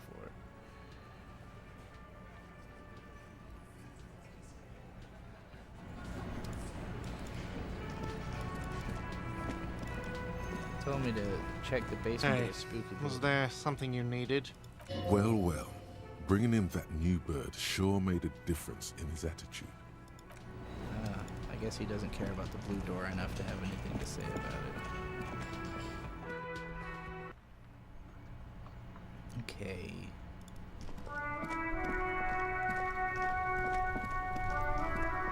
Now I'm also wondering, is that blue door the only thing that the key opens? Or could there be more?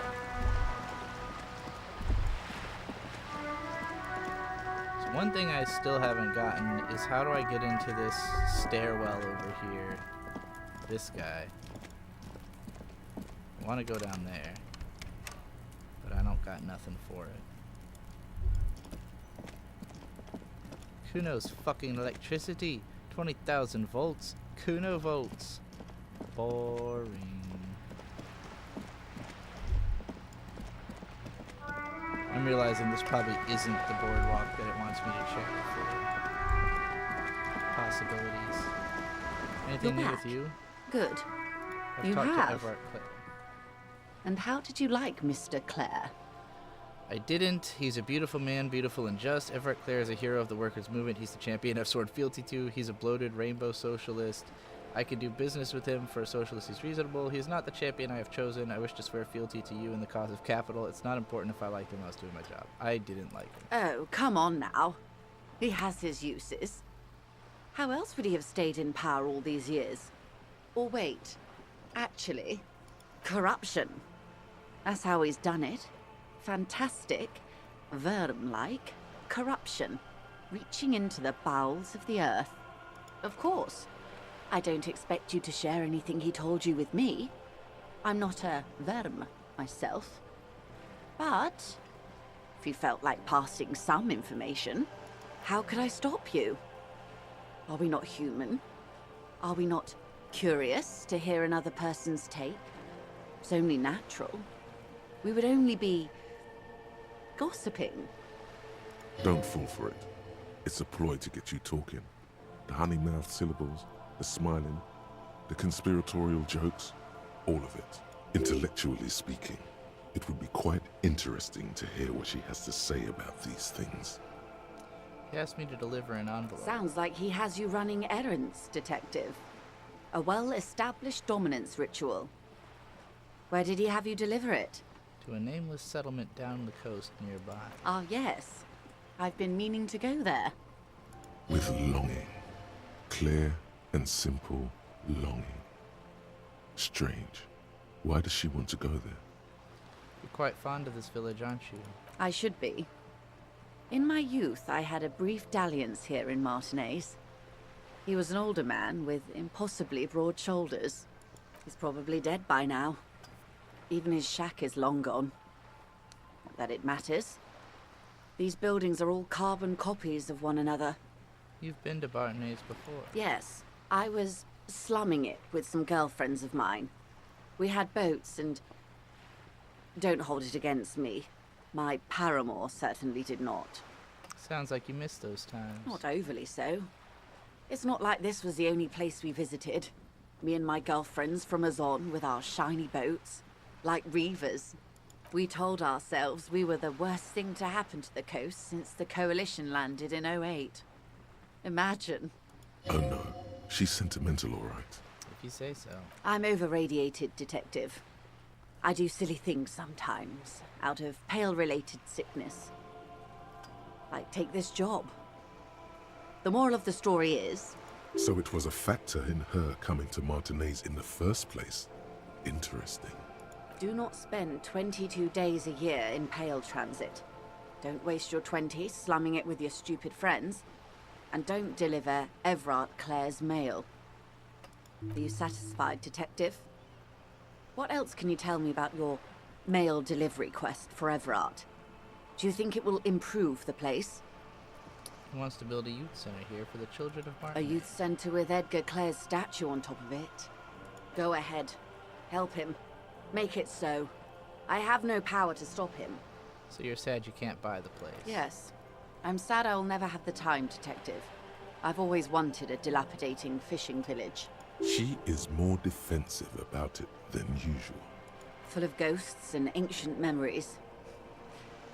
Has this errand yielded you any...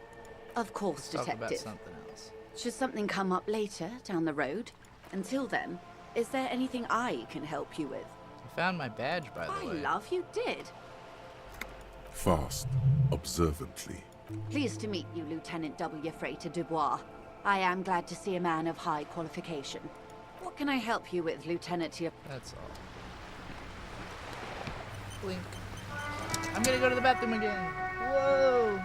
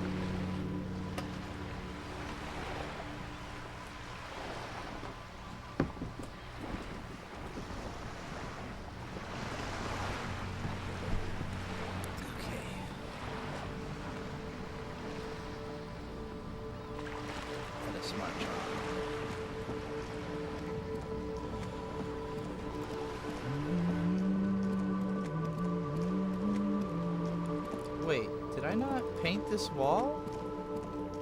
Paintbrush? Check. Heavy fuel oil. The paintbrush in your hand is like a loaded revolver. What will it be, Desperado? Quite a few things come to mind. Something beautiful is going to happen. I didn't realize I had lost this in my save corruptions. Yeah. You've spoken. The wall will now silently repeat the message for a decade or so, until the sea air degrades the paint, adding another layer of detritus to the city.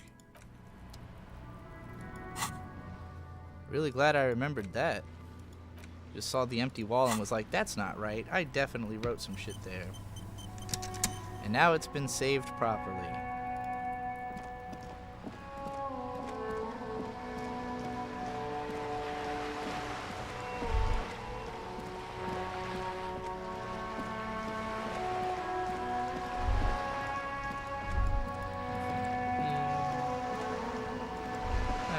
Back to the other side of the map. I don't remember how fast travel works, or if I ever figured that out actually. But we'll just walk it. We'll hoof it.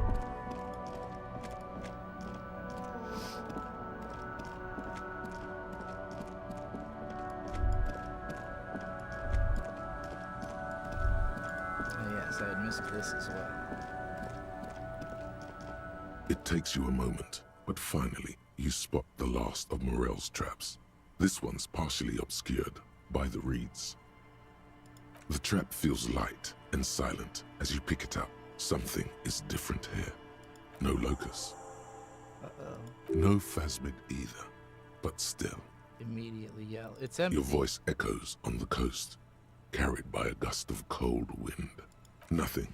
No traces of the locusts or the Insulindian phasmid. What happened? The reeds continue to hiss around you as you put the empty trap back on the ground. Time to consult the professionals, Morel and Lena. The reeds bend forlornly toward the sand. You see slabs of concrete north. In the east, the city center hums to you. The constant, distant song, louder on this part of the coast, nearer somehow. And there's that cold again. Always the cold. You think that the phasmid came through, ate all the locusts and left? Rat Part said, oh fuck yes, we're on the best quest.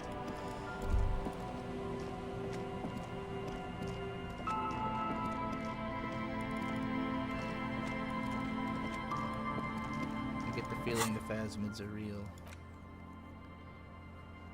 Okay, so Morel will be in the whirling now that I've done all the traps, I hope? Because previously he just straight up wasn't there. But I'm still on my way to this area. We'll go do that in a bit. Probably save again. I don't remember if this girl, what her deal was. Other than that, she looks cool as fuck. The waves are beginning to die down. Look at those little bastards. Simmer down. Simmer down, bastards. Why does she care about the waves so much? What is it with you and those waves? What is it with waves and fishermen? We need to be out there with them, fishing, making a living. So I asked them to accommodate me. But until that happens, I can try to assist you the best I can. So, what will it be, officer? I was asked to get your signature. Are you? This says by signing, I agree to living with construction noise. What exactly is the Union building? Ivar's planning to turn some of the village into a youth center. What a nice idea. Wouldn't have thought that... She sounds incredulous about the niceness of the idea. Thought what exactly? That Evrart and the Union have nice plans for anything. I thought they only cared about themselves. Well, I guess Union members have children too. And those members have a vote when electing the head of the local chapter. On second thought, don't sign those papers. Aye, if you say so. Probably better that way. I mean, who likes construction noise? She needs to go on a date with another drunk badly. Very low odds. Probably not.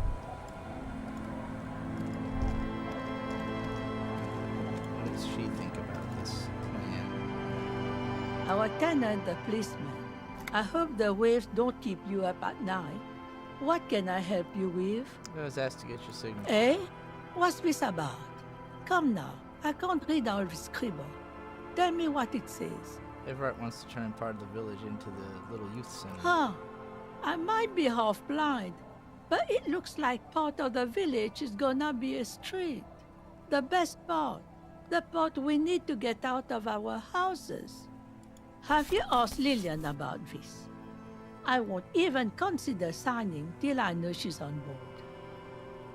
Yeah, I figured it would be some bullshit. Bullshit. I'm not trying to fuck over my village friends. This is where I live, goddammit. This is where I sleep.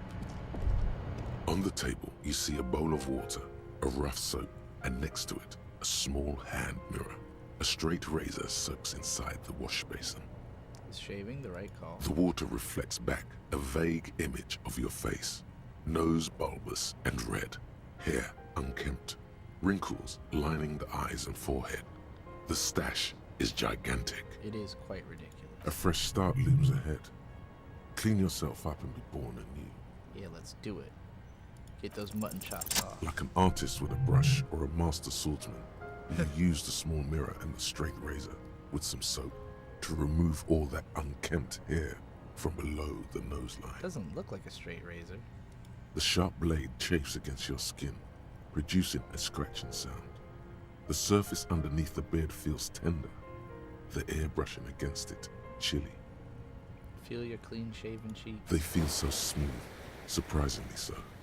A feeling of freshness overcomes you, as if you just came from a cold bath. Was shaving the right call? The water reflects back a vague image of your clean-shaven face.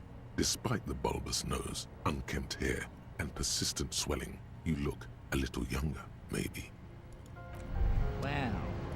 You shaved hairy now. The floorboards creak under your A step. brisk coastal wind still howls against the window of the shack. Occasionally, the waves crawl in under the foundation, producing a low hum.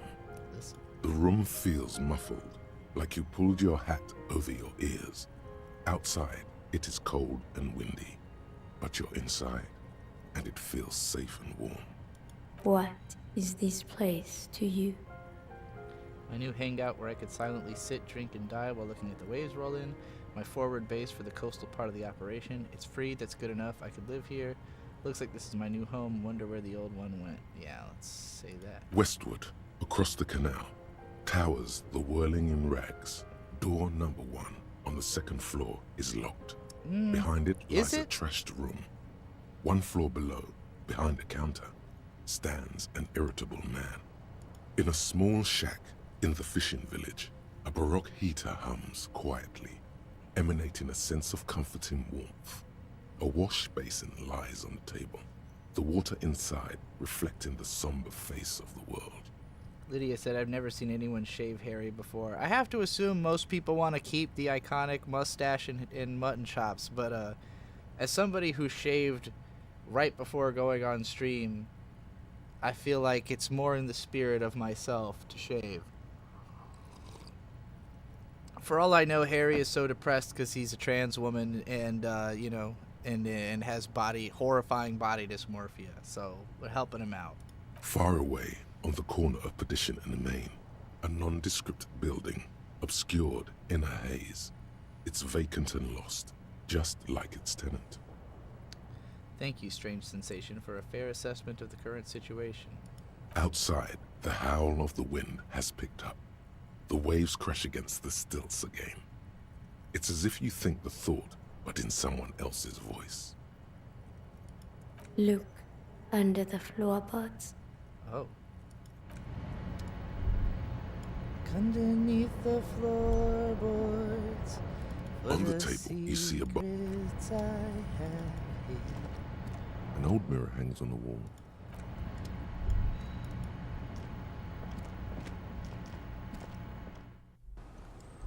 How do I look under the floorboards? Going here, maybe?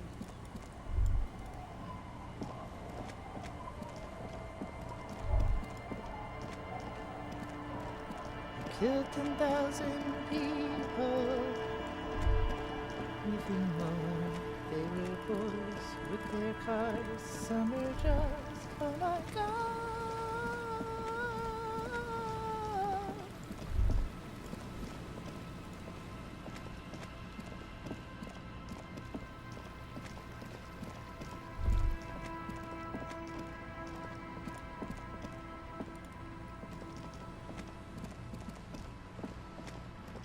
Where's those punks? Hey, you. Hello again. Nothing new from her.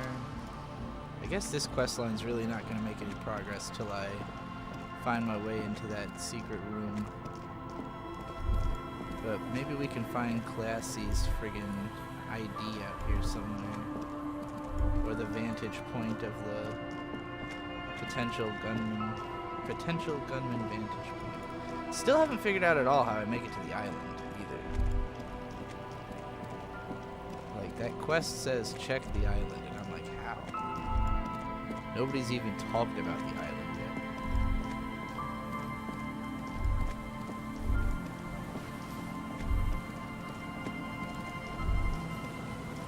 Maybe this? An old door, worn by elements, guards the depot.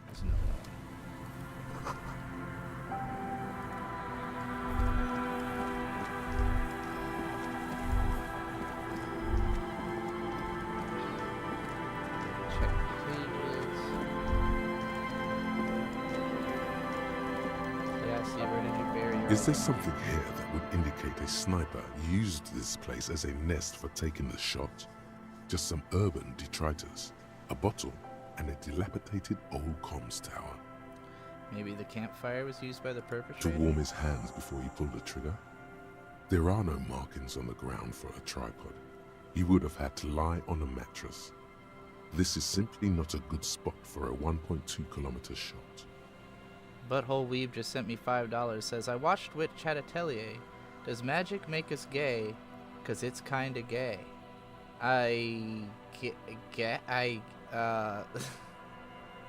Does magic you make us gay? Does magic you make us gay? 'Cause it's kinda gay. Are you just saying that you find Keyfree attractive? Is that what you're saying, Landon? I'm not sure what else you mean. 'Cause I agree, Keyfree's pretty hot.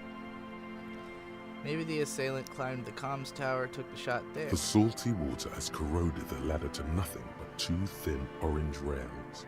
In addition, there is no stable nest up there. It would have been useless. It does look extremely rickety, and wouldn't help much either. Look over the water to the whirling and rain. There, 1.2 kilometers over the cold water of the bay, blue from the distance and the air, you see the smallest rectangle, barely visible. A glowing light on the third floor of the whirling in rags. With binoculars, you would see a young woman's shape move behind the glass, her limbs long and slender. So not impossible, but not ideal is what I got out of that.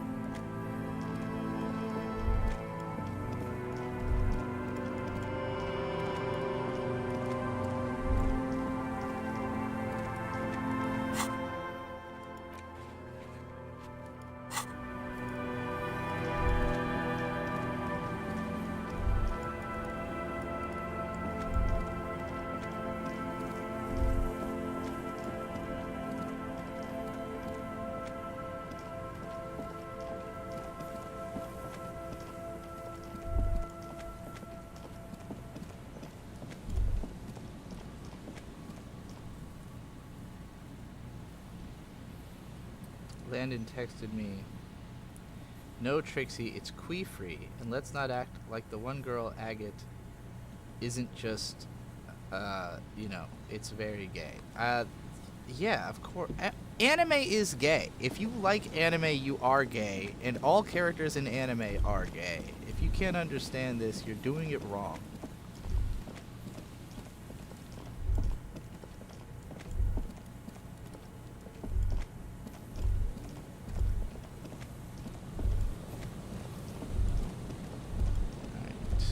Is that dead guy gone? Yeah, okay, they took the dead guy. There's some tear, an empty cigarette package, and a crumb. Yeah, I remember all this. Stop messing with the coin viewer and hold on to something. The wind is so strong.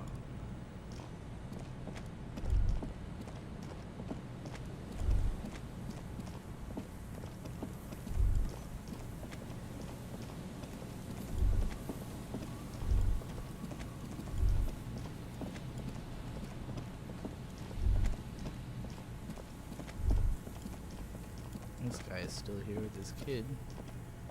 Hello again. Nothing new. You see, a once bright. What's going on with this? Another power box. It charges nothing now. It's empty.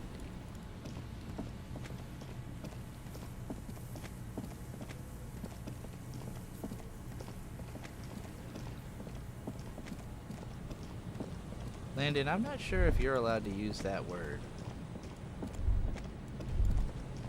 I don't know if you're gay enough to be using that word. Especially not on YouTube, chat.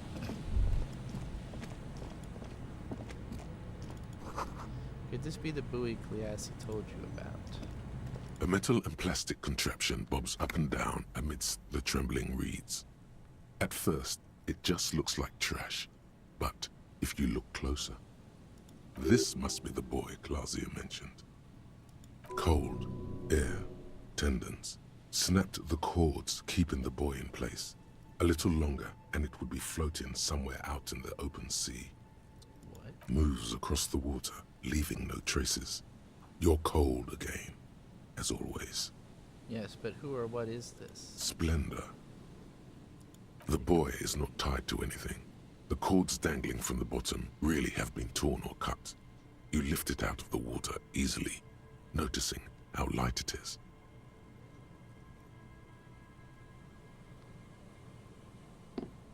Examine the plastic ball. The number 11 has been written on the yellow plastic. It hasn't been in the water for very long, but it's already discolored and slimy with silt. A latch holds it close, but only just barely. The brittle metal of the latch has cracked. Primitive construction, but it does the job. Shake the buoy. There's something in there, splashing around. Sniff the buoy. It smells like you would expect it to smell. A concentrated version of the coast. Salt, industrial slop, and decay. Open the buoy. A shot glass's worth of seawater pours out. Some algae, and nothing else. Another identity misplaced. There must be some cosmic conspiracy afoot. Stare into the empty buoy. The buoy continues to be mostly empty. It must have been Cleassi's enemies, which means she's in danger. No answers appear to you in the dirty seawater at the bottom of the buoy. Just the heavy smell of brine and silt and disappearance. You could ask the miss what she thinks later if you have the time, though you doubt she'll tell you much at this point. Let the empty buoy be. Okay. I kind of made that choice of she's in danger, not thinking about that was like a one-time choice. I was thinking it would be more of a go down all of the options choice. So hopefully there weren't any consequences to that. What is this box? Seems like I missed it before.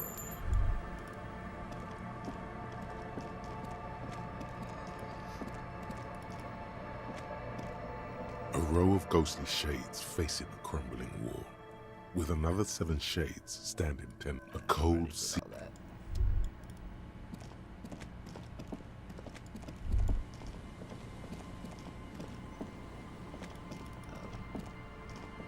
What? Oh, I guess I can't get down there from that way.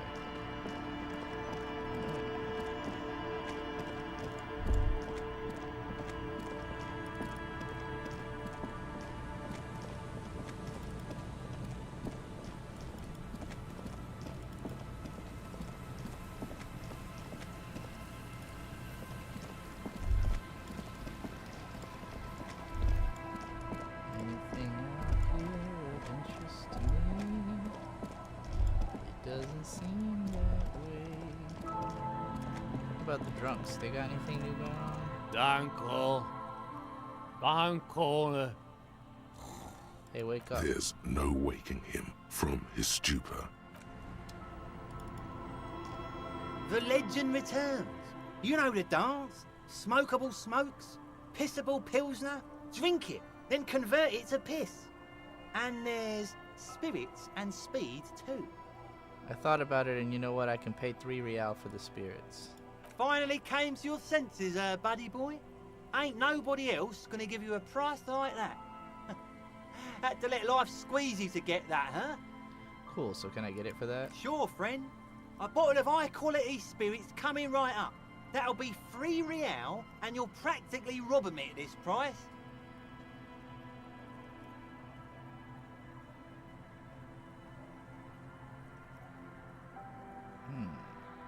Sure. Just make sure to enjoy that one, friend.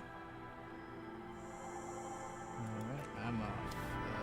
What about you guys? Tequila Suns. What does this do? The liquid has an unearthly blue tint, the kind that might or might not, but definitely does glow in the dark. This is 98.7 pure alcohol. Keep it away from an open flame.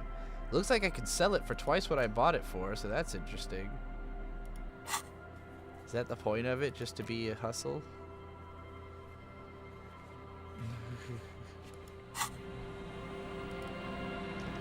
I guess Horrible Necktie would have been really excited about that, but I removed Horrible Necktie sometime.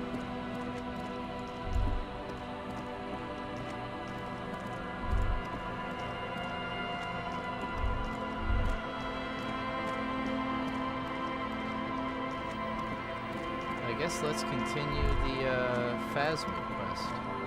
Butthole Weeb with $5 says, "Where is Bird? We need a fucking Love Live watch party, Trixie Boo Boo Bear." That is never happening, but Bird is at work.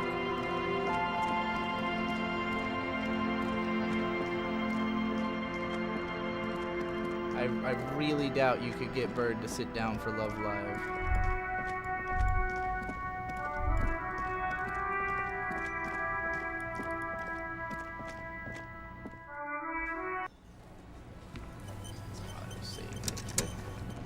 Hey, Mr. Man is finally here. It's great to see you again, officer. My wife can't wait to thank you. Go on, talk to her. Okay. Oh, sweetie, I don't even know how to thank you for finding my husband and helping him out. I hope we haven't been too much trouble for you. I'm basically also a cryptozoologist Well, now. in that case, sweetie, let me give you a small token of my gratitude. She gave me a new tie. Mesk in origin.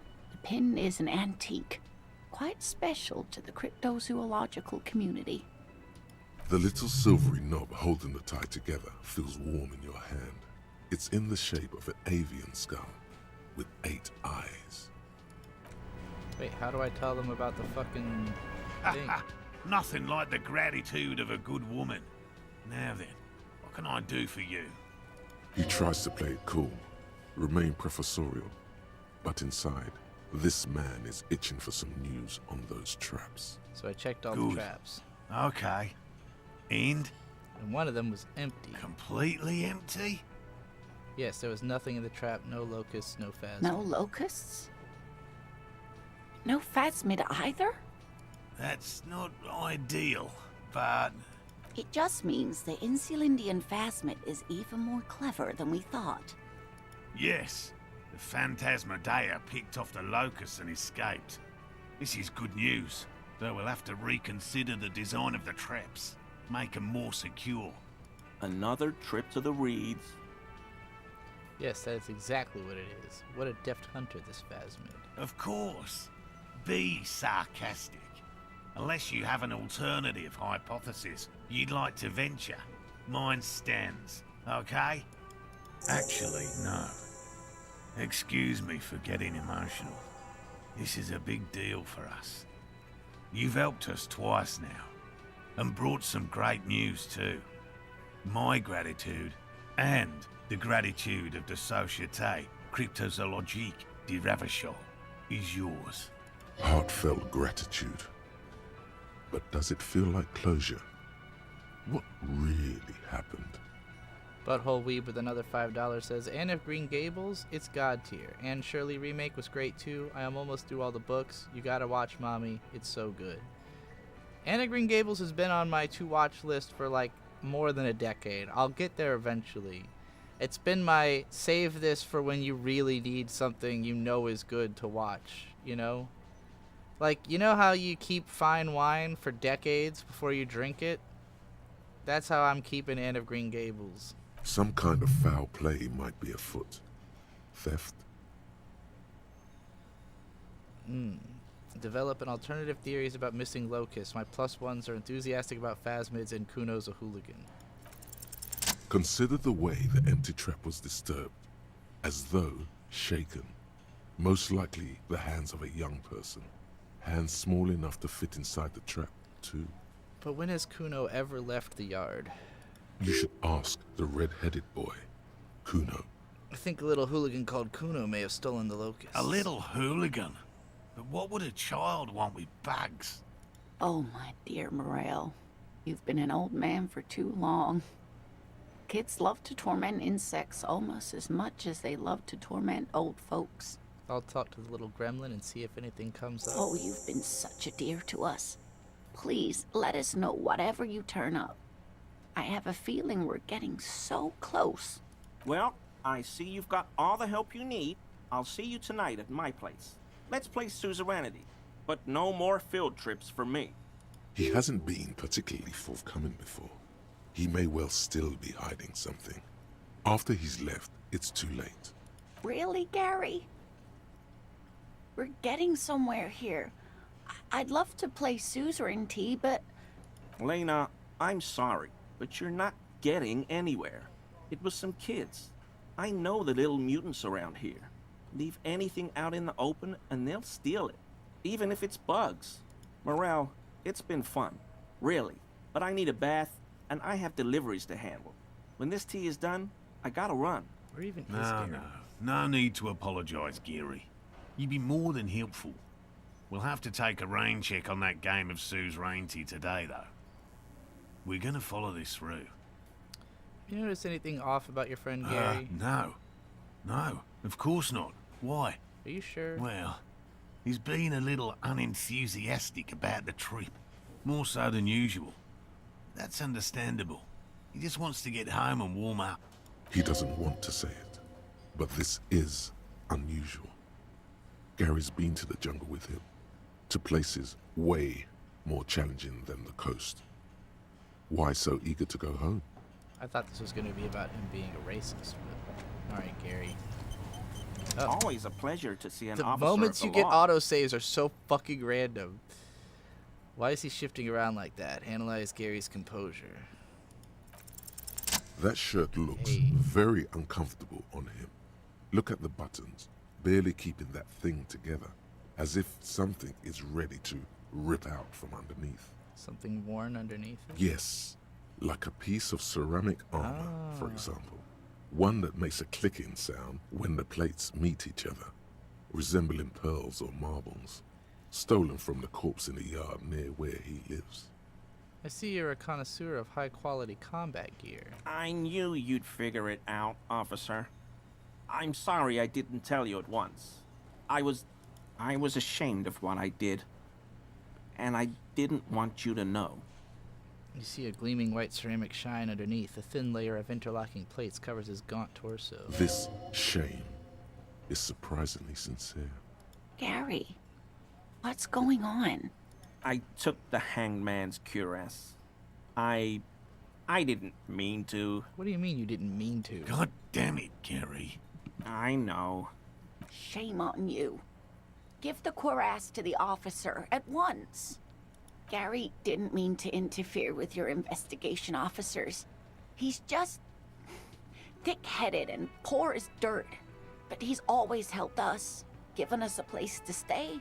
And he's followed Morel into God knows what jungles. He's a loyal friend.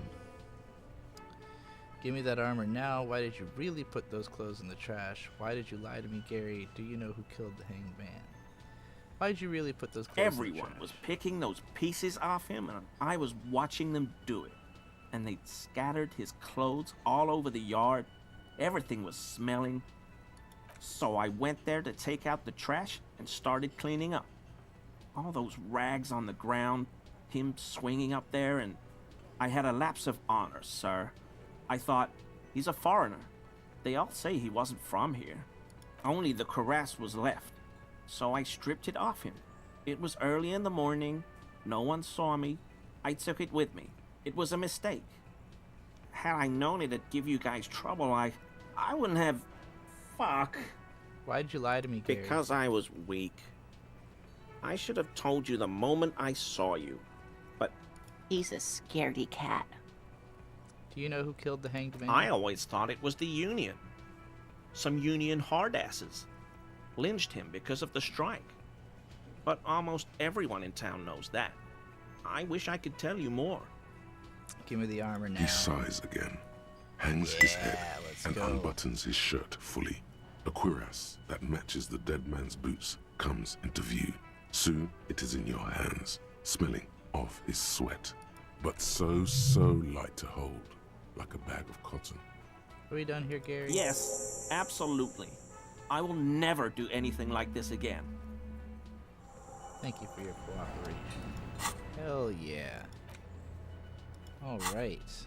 Let's check out this fucking armor. Looks like it's got tits. This vitreous enamel cuirass fits snugly and redistributes kinetic energy across its countless white plates. Amazingly, it fits under your coat, and it also makes pretty porcelain sounds when shaken. Raises pain threshold and volition. Reduces empathy because of the mania of invulnerability. I don't know if I want to lose empathy, but this is reducing my suggestion that I'm already wearing. Fuck the shirt. Yeah.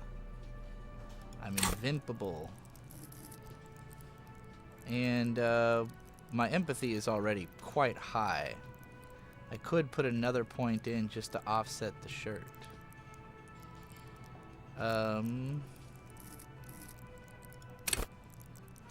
Yeah, let's do that. The maximum amount of empathy I could get to is ridiculous. I mean, considering conceptualization capped out at 8. Volition capped out at 9. My empathy can cap out at 10. Okay. I guess I'll go talk to Kuno now.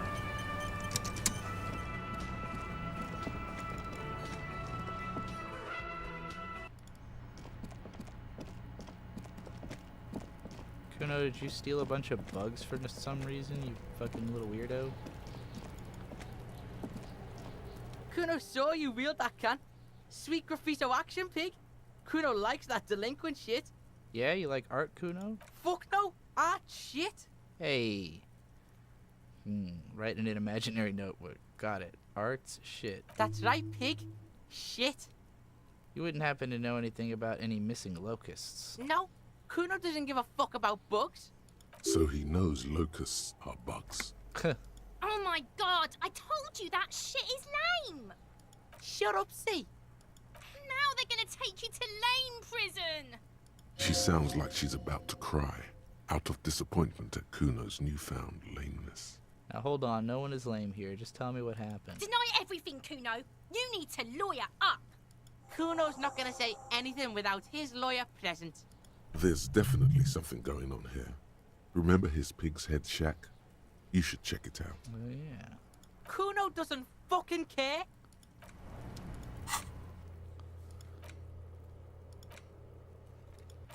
Alright. Let's see what you're hiding, Kuno. You got the locust in here? Do you got the phasmid in here? Sure looks like there's a bunch of bugs. It's crawling with locusts in here. All around you, the hisses and chirps of locusts fill the musky air. The earthen floor of the shack has been shaped into mounds of mud, dotted with little holes for windows. Like skyscrapers, spires of dirt and sand rising. Accommodations for their insectoid inhabitants. Sounds like you found the locust, detective. What is this? Heaps of leaves are rotting among the mud-caked towers. Dozens of little locusts feed on them, buzzing away with vicious joy. Kuno has really outdone himself here. It's an ode to self-expression. You made art. It's the work Locust of a art? self-taught visionary. I should go and ask him to stop then. Well, I don't know. Seems like he's doing something cool in here. I'm taking your fucking money, Kuno. Little bitch. Oh my lord. Alright. Kuno, you fucking liar. I found your locusts. You missed a good show before. A kid came by and completely fucked the tree to pieces. He fucked the tree up! Fucked it good! It was porno! Stop using the K word, it belongs in the past. Total retards use language like that. Congratulations, Kuno, you just made yourself a retard. Oh yeah, kids. But don't you mean desert kids? Or wish I could have been here to see it. Now I have some questions. I'm gonna go with the retards answer. Stop choking, Kuno! The faggot has got you in a chokehold!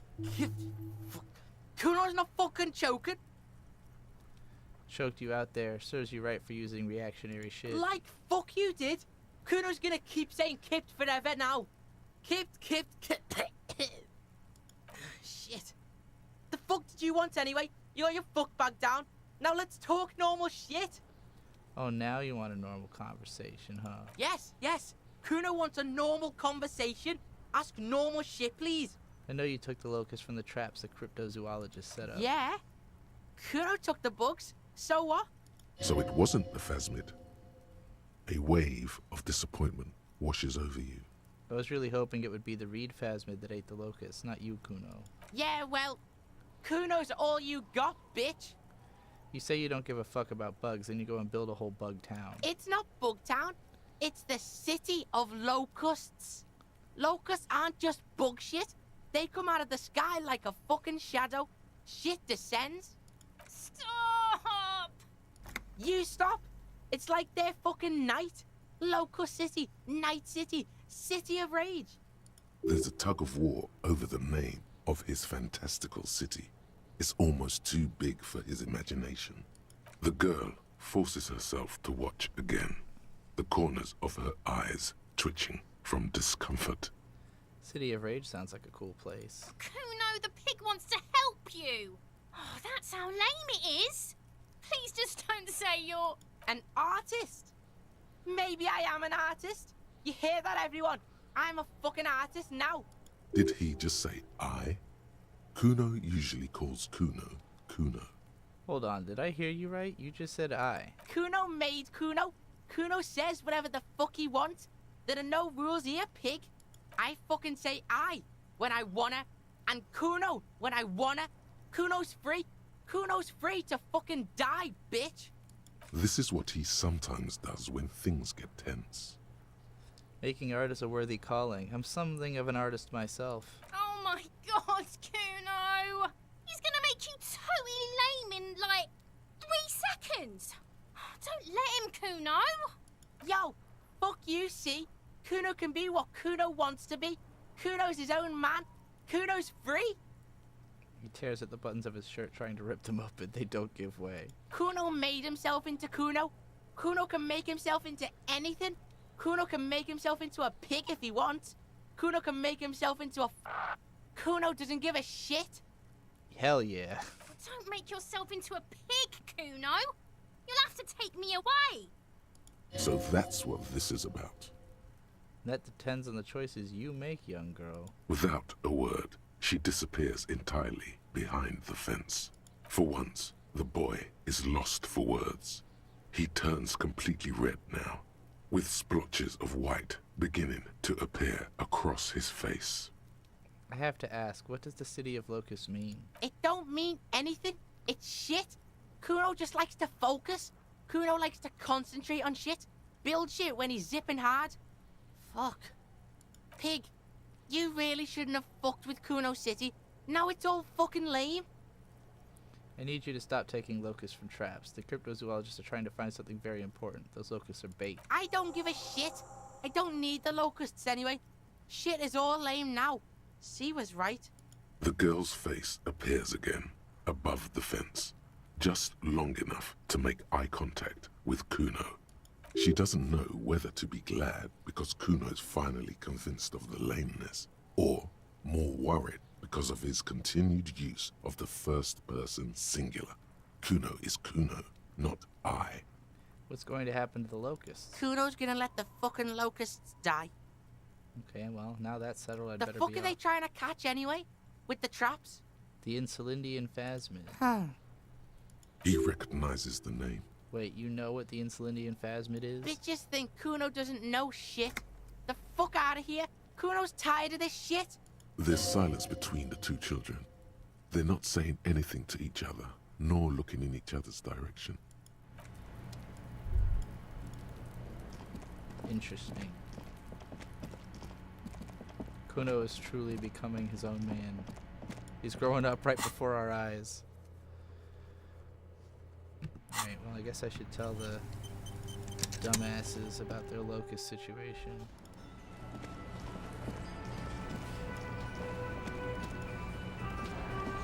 Hello, officer. I think I almost have it. A new trap design, that is. I know you're skeptical, but I have a good feeling about this. I had a chat with this kid, Kuno. He promised to stop stealing the locusts. So he was just a child. Thank you for telling us, sweetie. This is good news, right? It means we can try again. Something is secretly gnawing at her confidence. It's not this Kuno kid, or the missing locusts. It's something else. Yeah, you're right. We just need to restock the empty trap. Then we'll need to inspect the traps one more time. And then maybe we can. He has a 38-degree fever. His resilience has given way. Darling, I told you to take it easy. You're getting sick. You're right, you're right. We can come back next season, when it's warmer.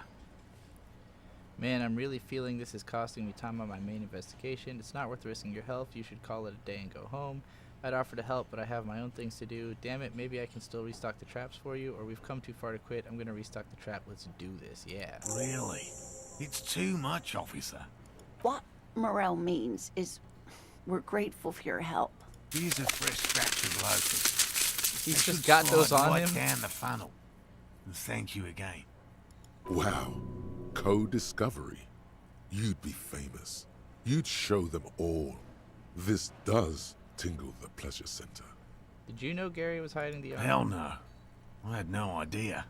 And I'm still cross with him, to be honest. It's not like him. He's got his quirks, but dishonesty, disloyalty are not one of them. I don't know what got into him, officer. Thank you for letting him off easy. He won't forget it. We'll make sure he won't.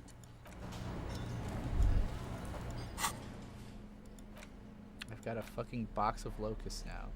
Cardboard box with several rows of little holes in the lid. Though at first glance the box seems perfectly ordinary, upon closer examination it's obvious that it's been prepared with great care. Well, ain't that cute. Alright, restock the fucking locust trap. I gotta go to the bathroom again. You don't have pocket locusts? No, not today.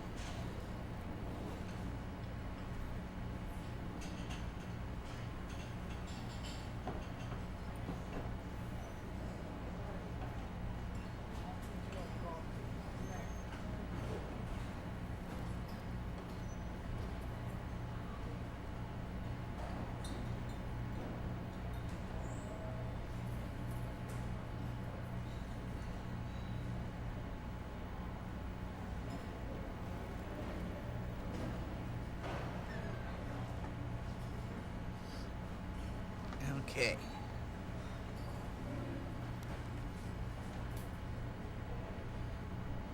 Okay, you tell me this doesn't taste like shit. What is he talking about? Hi again, gendarme.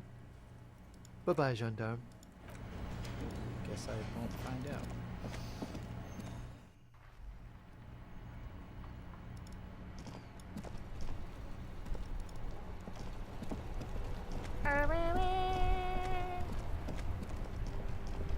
Where's my noise? Maybe it's too late in the day for that.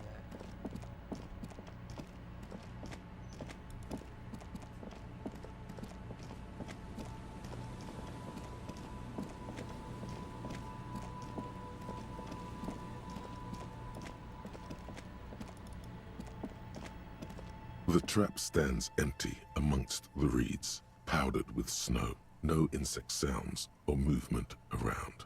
Only the reeds' melancholy rustling. Release the locusts into the The empty locusts, dazed from being transported, slowly begin to acclimate to their new surroundings. They're not really going to get the chance to get comfortable here. Well. Alright, now report to Lena and the whirling again, okay? Perform an advanced analysis, determine where the shot came from. Titus doesn't believe Ruby Hangman. Present a theory. Haven't had enough. I failed that check a bunch of times. Find the giant ice bear fridge in the Dune commercial area. Dolores Day.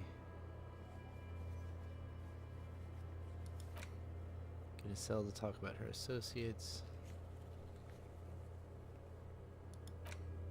Sync the signs with annoyed. You promised to help Suna with her project before the ravers can move in. Solve the egghead puzzle. Dead body on the boardwalk.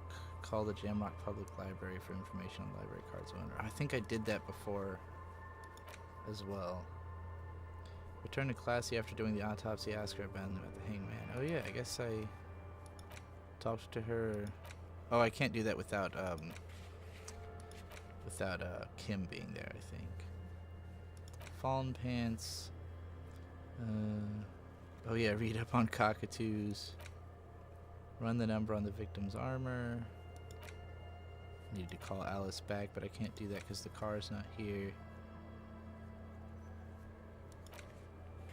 Who do I need? I thought I did ask somebody about the tattoo's possible meaning.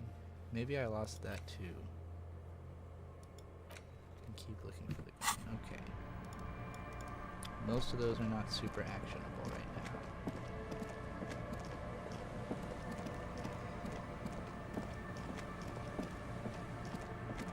I know I can like steal the cockatoo book, because I remember doing that as well. I don't know if that's progress I lost or if I just failed at it before.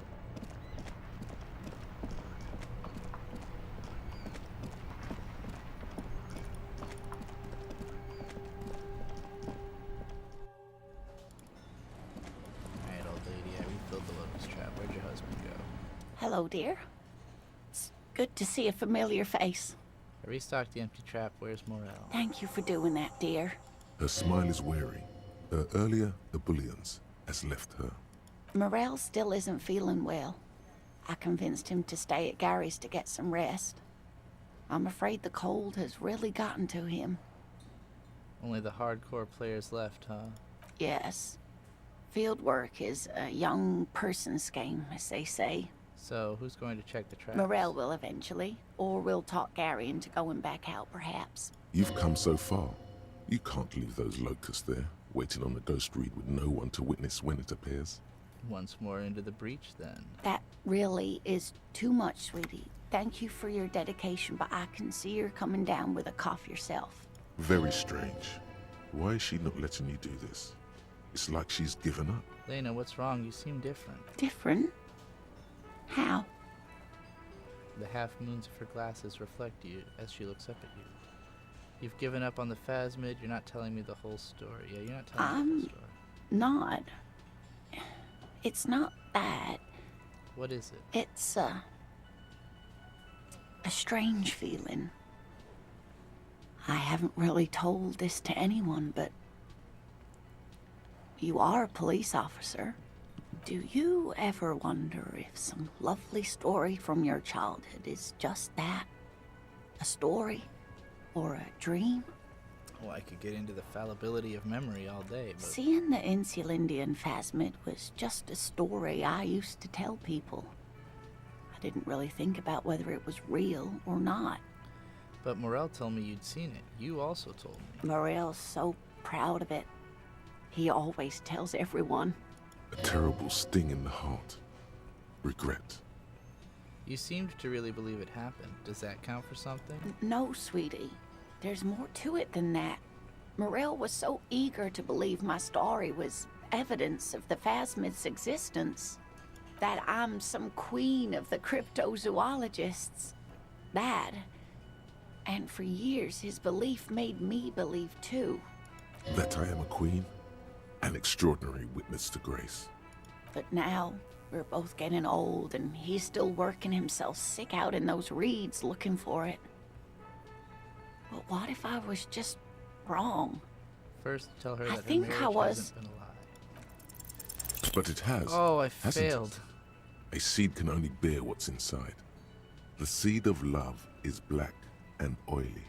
It has a taste you're quite familiar with. Lying has gotten you this far. Why stop Might now? be right, Detective. I was a paraplegic before we met. He didn't know before I came in on our first date. If I weren't the queen of the cryptozoologists, if I didn't tell him that story. She has to swallow to relax her throat. It's keeping her from talking. He'd still be into you. That's not how these things work. Maybe. But then why do I not dare tell him? I've wasted enough of your time with this drama. I really must stop talking about it lest I start crying and waste more of your time. Jade Jeller said, "Hey Trixie, did you ever get a chance to download the demo for Trees Hate You?" I did not. Why should... What is it? I don't know what it is. Why do you think I should do that? What you have to know is the Insulindian phasmid probably does not exist. Let us fools chase our ghosts. There are a million better things to do with your life. Are there? Some of the other things are pretty bad. To hell with this. I still believe you saw the phasmid. Thing is, you're not sure you made it up either. Okay, it's a false memory. Doesn't mean all cryptids aren't real. Chase another one. You're right about all of it, and I need to get back to my work. To hell with this. I still believe. A true believer.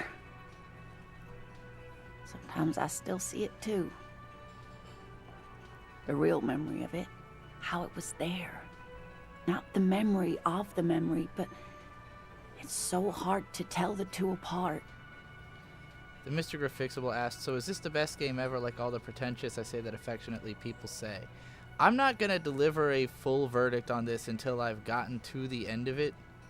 Like, I'm sure there are so many hanging plot threads that I have no idea if they're going to wrap in, like, a satisfying way or whatever. Like, for me, I would probably say this game is sitting at, like, an 8 out of 10 level.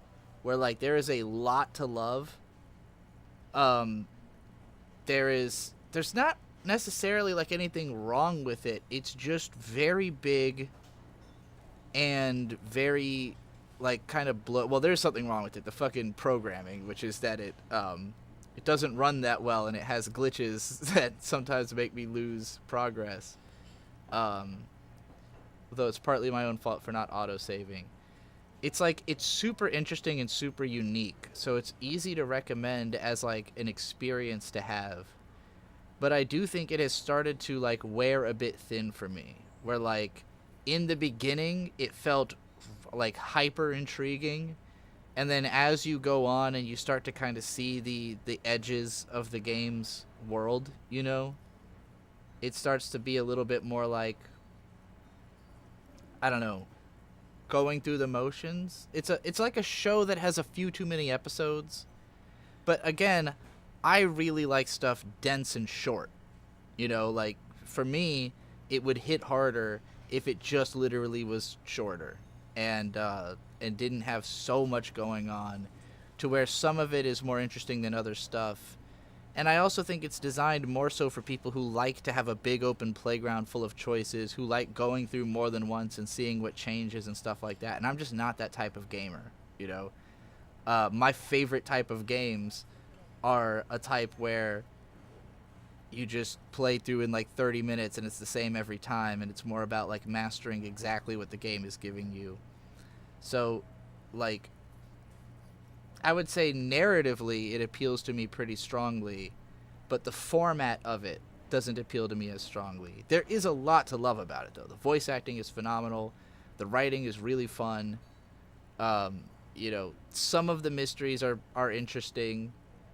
But, like, for instance, this whole Phasmid plotline, like, this is one where, depending on how it ends, it will either feel like it was just a quirky little footnote, or it'll be one of the more memorable things in the game. It's just, I don't know, because it's been a hanging thread for, at this point, you know, hours and hours. So, really, it's going to come down to, like, how does it deliver on all these promises that it's made that will really clinch for me whether it's, you know, one of the best games ever or just a pretty cool curiosity, you know.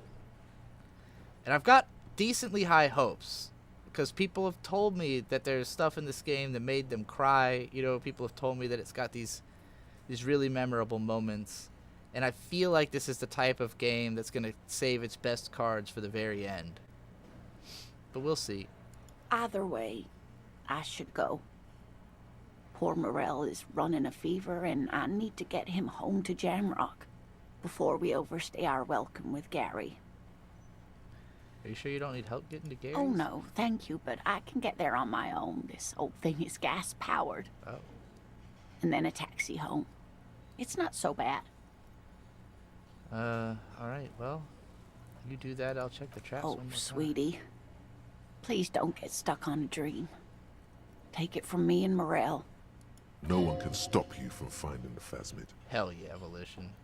Can I have your address just in case there's news? Okay.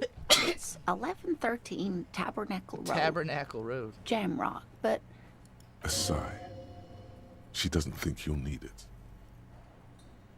It's been a pleasure, man. Likewise, sweetie. Thank you for everything. Truly. Even though it turned out to be a waste of time. A dream. Like that, she drives off. The gas engine sputters quietly as she gets to the doors, then pushes them open.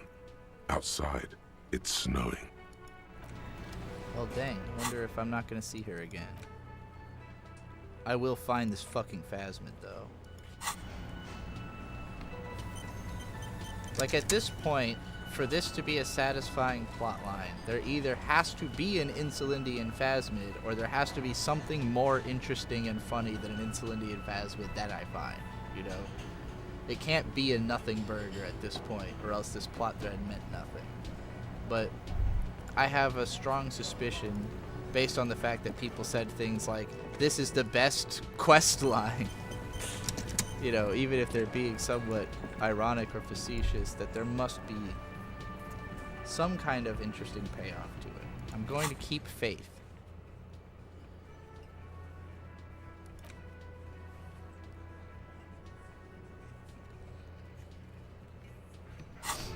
I have no intention of getting those ladies to sign that thing, because I don't trust Everard at all.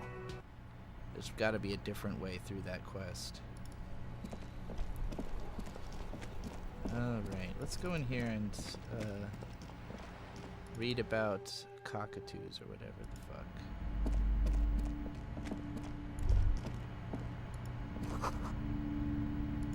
That hair poster.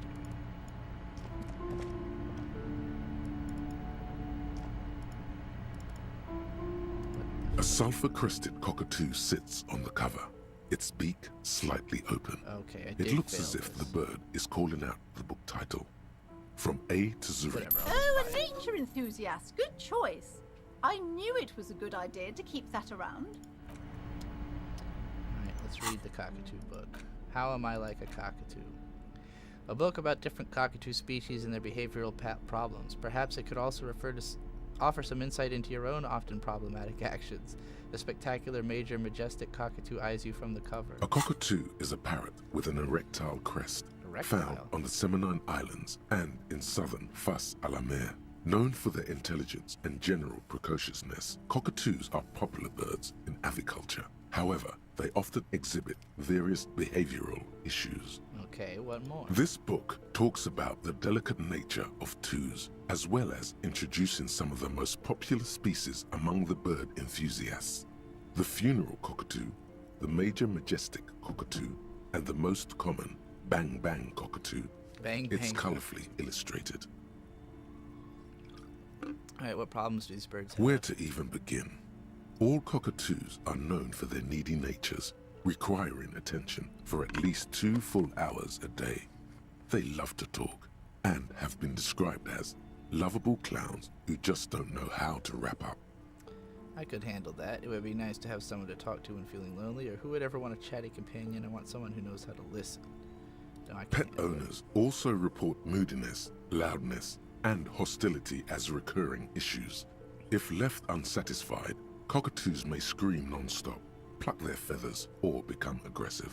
Right, that's pretty bad. Anything else? It is not recommended to get a cockatoo if you're not able to cook them food every day and give them the full care that they need.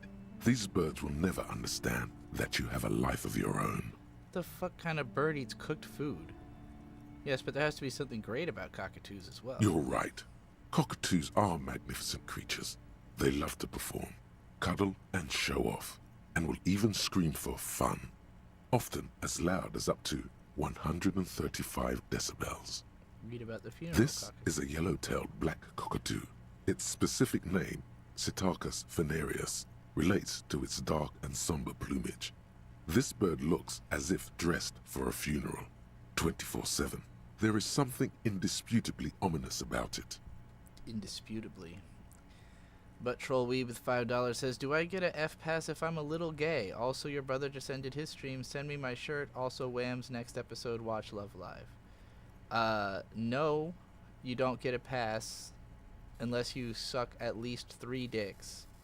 Or suck 1 dick at least 3 times. Your brother just ended his stream. Cool. I did not even realize Shade was streaming. But I'm betting he was playing Phantasy Star? Actually, I have no idea. He told me he was going to play something else, but I can't remember what. Also, Wham's next episode, Watch Love Live. That's never happening. There will never be a Wham's Love Live episode. Read about the major majestic. Perhaps the most impressive of all the species, the endangered major majestic cockatoo, is often described as the most flamboyant bird in the jungle. Its pink-colored wings and flowing crest embellishing its proud and bumptious nature. Vic was streaming?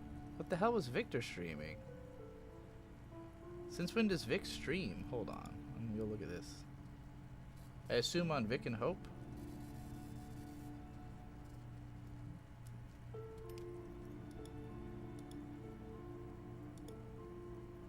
I want to give a shout out if it was something dank. I don't see it in my sub feed. Oh, wait, I'm not in my sub feed, that's why. Vic solo stream test. I see, and he's playing Fire Emblem. Well, dango bango. I wouldn't have realized he was doing that. I'll have to watch that later. In the words of poet-explorer Sir James Fournier, few birds more enliven the monotonous hues of the verdant forest than this big, bold, and beautiful species. Read about the most common bang bang cockatoo. Despite its banging name, the bang bang cockatoo is actually the shyest of the species, common in almost all Seminoles forests, as well as zoos and homes all over the world. Its plumage is mainly gray and white. The Seminoles name, bang bang, is thought to be of onomatopoeic origins. Honestly, this bird does sound a bit like me. Yes, but all those cockatoo species are so different. Which one are you? The gray and common bang bang, that's me. Only the funeral cockatoo in its darkness can truly grasp the depths of my doom-laden soul. Isn't that obvious? Major majestic, here I come. But what if I am just a fuck up a two, a fuck up and a cockatoo? Or I have to take some time to think about it. Probably the major majestic. You're right. Your Majesty embodied. This big, beautiful bird belongs on your heraldry. The heraldic bird. The heraldic beak of the manufacturer's medallion, if you will.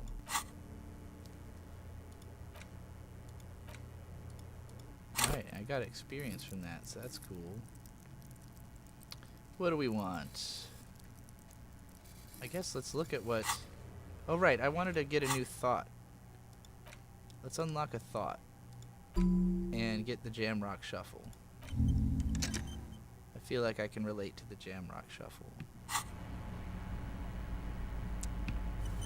And quick save. Okay. Perform an advanced analysis. I guess more hand-eye coordination would help with the bullet thing. That's not gonna work.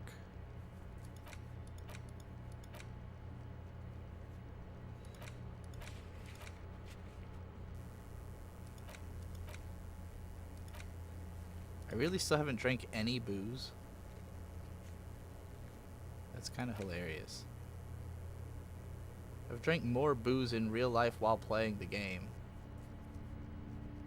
I'm trying not to spoil it. It's like the most anticipated demo of a game I'm following. There's so much in the demo I can't believe that just the one level. I guess I'll look into it.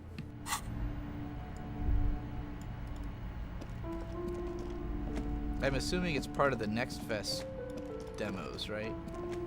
A heavy door with a missing handle stands before you. Cover.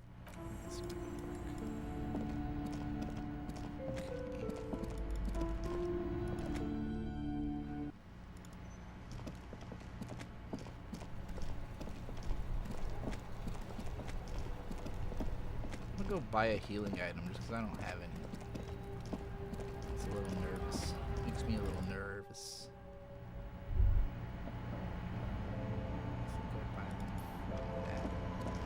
A small cabinet on the wall is filled with various medicine bottles, nasal sprays, and blister packs. Really don't They need one all that's bear plus the 3, Saint though. Baptiste Pharmaceutics logo.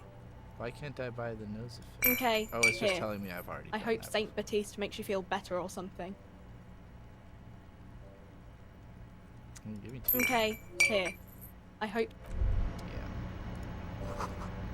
Yellow roses in the window. Those aren't the flowers that were left for Clancy.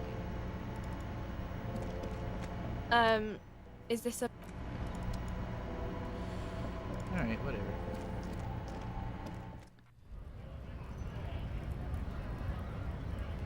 But Trolly with $5 says, Trixie, here is more money. Send me my shirt before I go back to Japan. Also admit Love Live is better than K-On! Or you'll feel my drunk wrath. I'll try to get you your shirt, Landon. I won't be able to send it any time before Monday at the earliest, because that's when I get paid. Also, Love Live is not even good, and I haven't watched K-On! In a decade, so there's no point in making that comparison. Player 6304 says, I know it's so low, but you could start putting points into physical instrument to open that door. True. Will that get me to the freezer? Is that the only way I can get through that quest line? The game does have a gameplay loop as you described beforehand. You just jump in game with what you got and as you replay you get better. Okay. Talking about the trees game. Trees hate you. I will definitely look into it. If I end up doing another Next Fest stream, I'll throw that into the mix. I feel like there's not much I can do without Kim coming back with the car.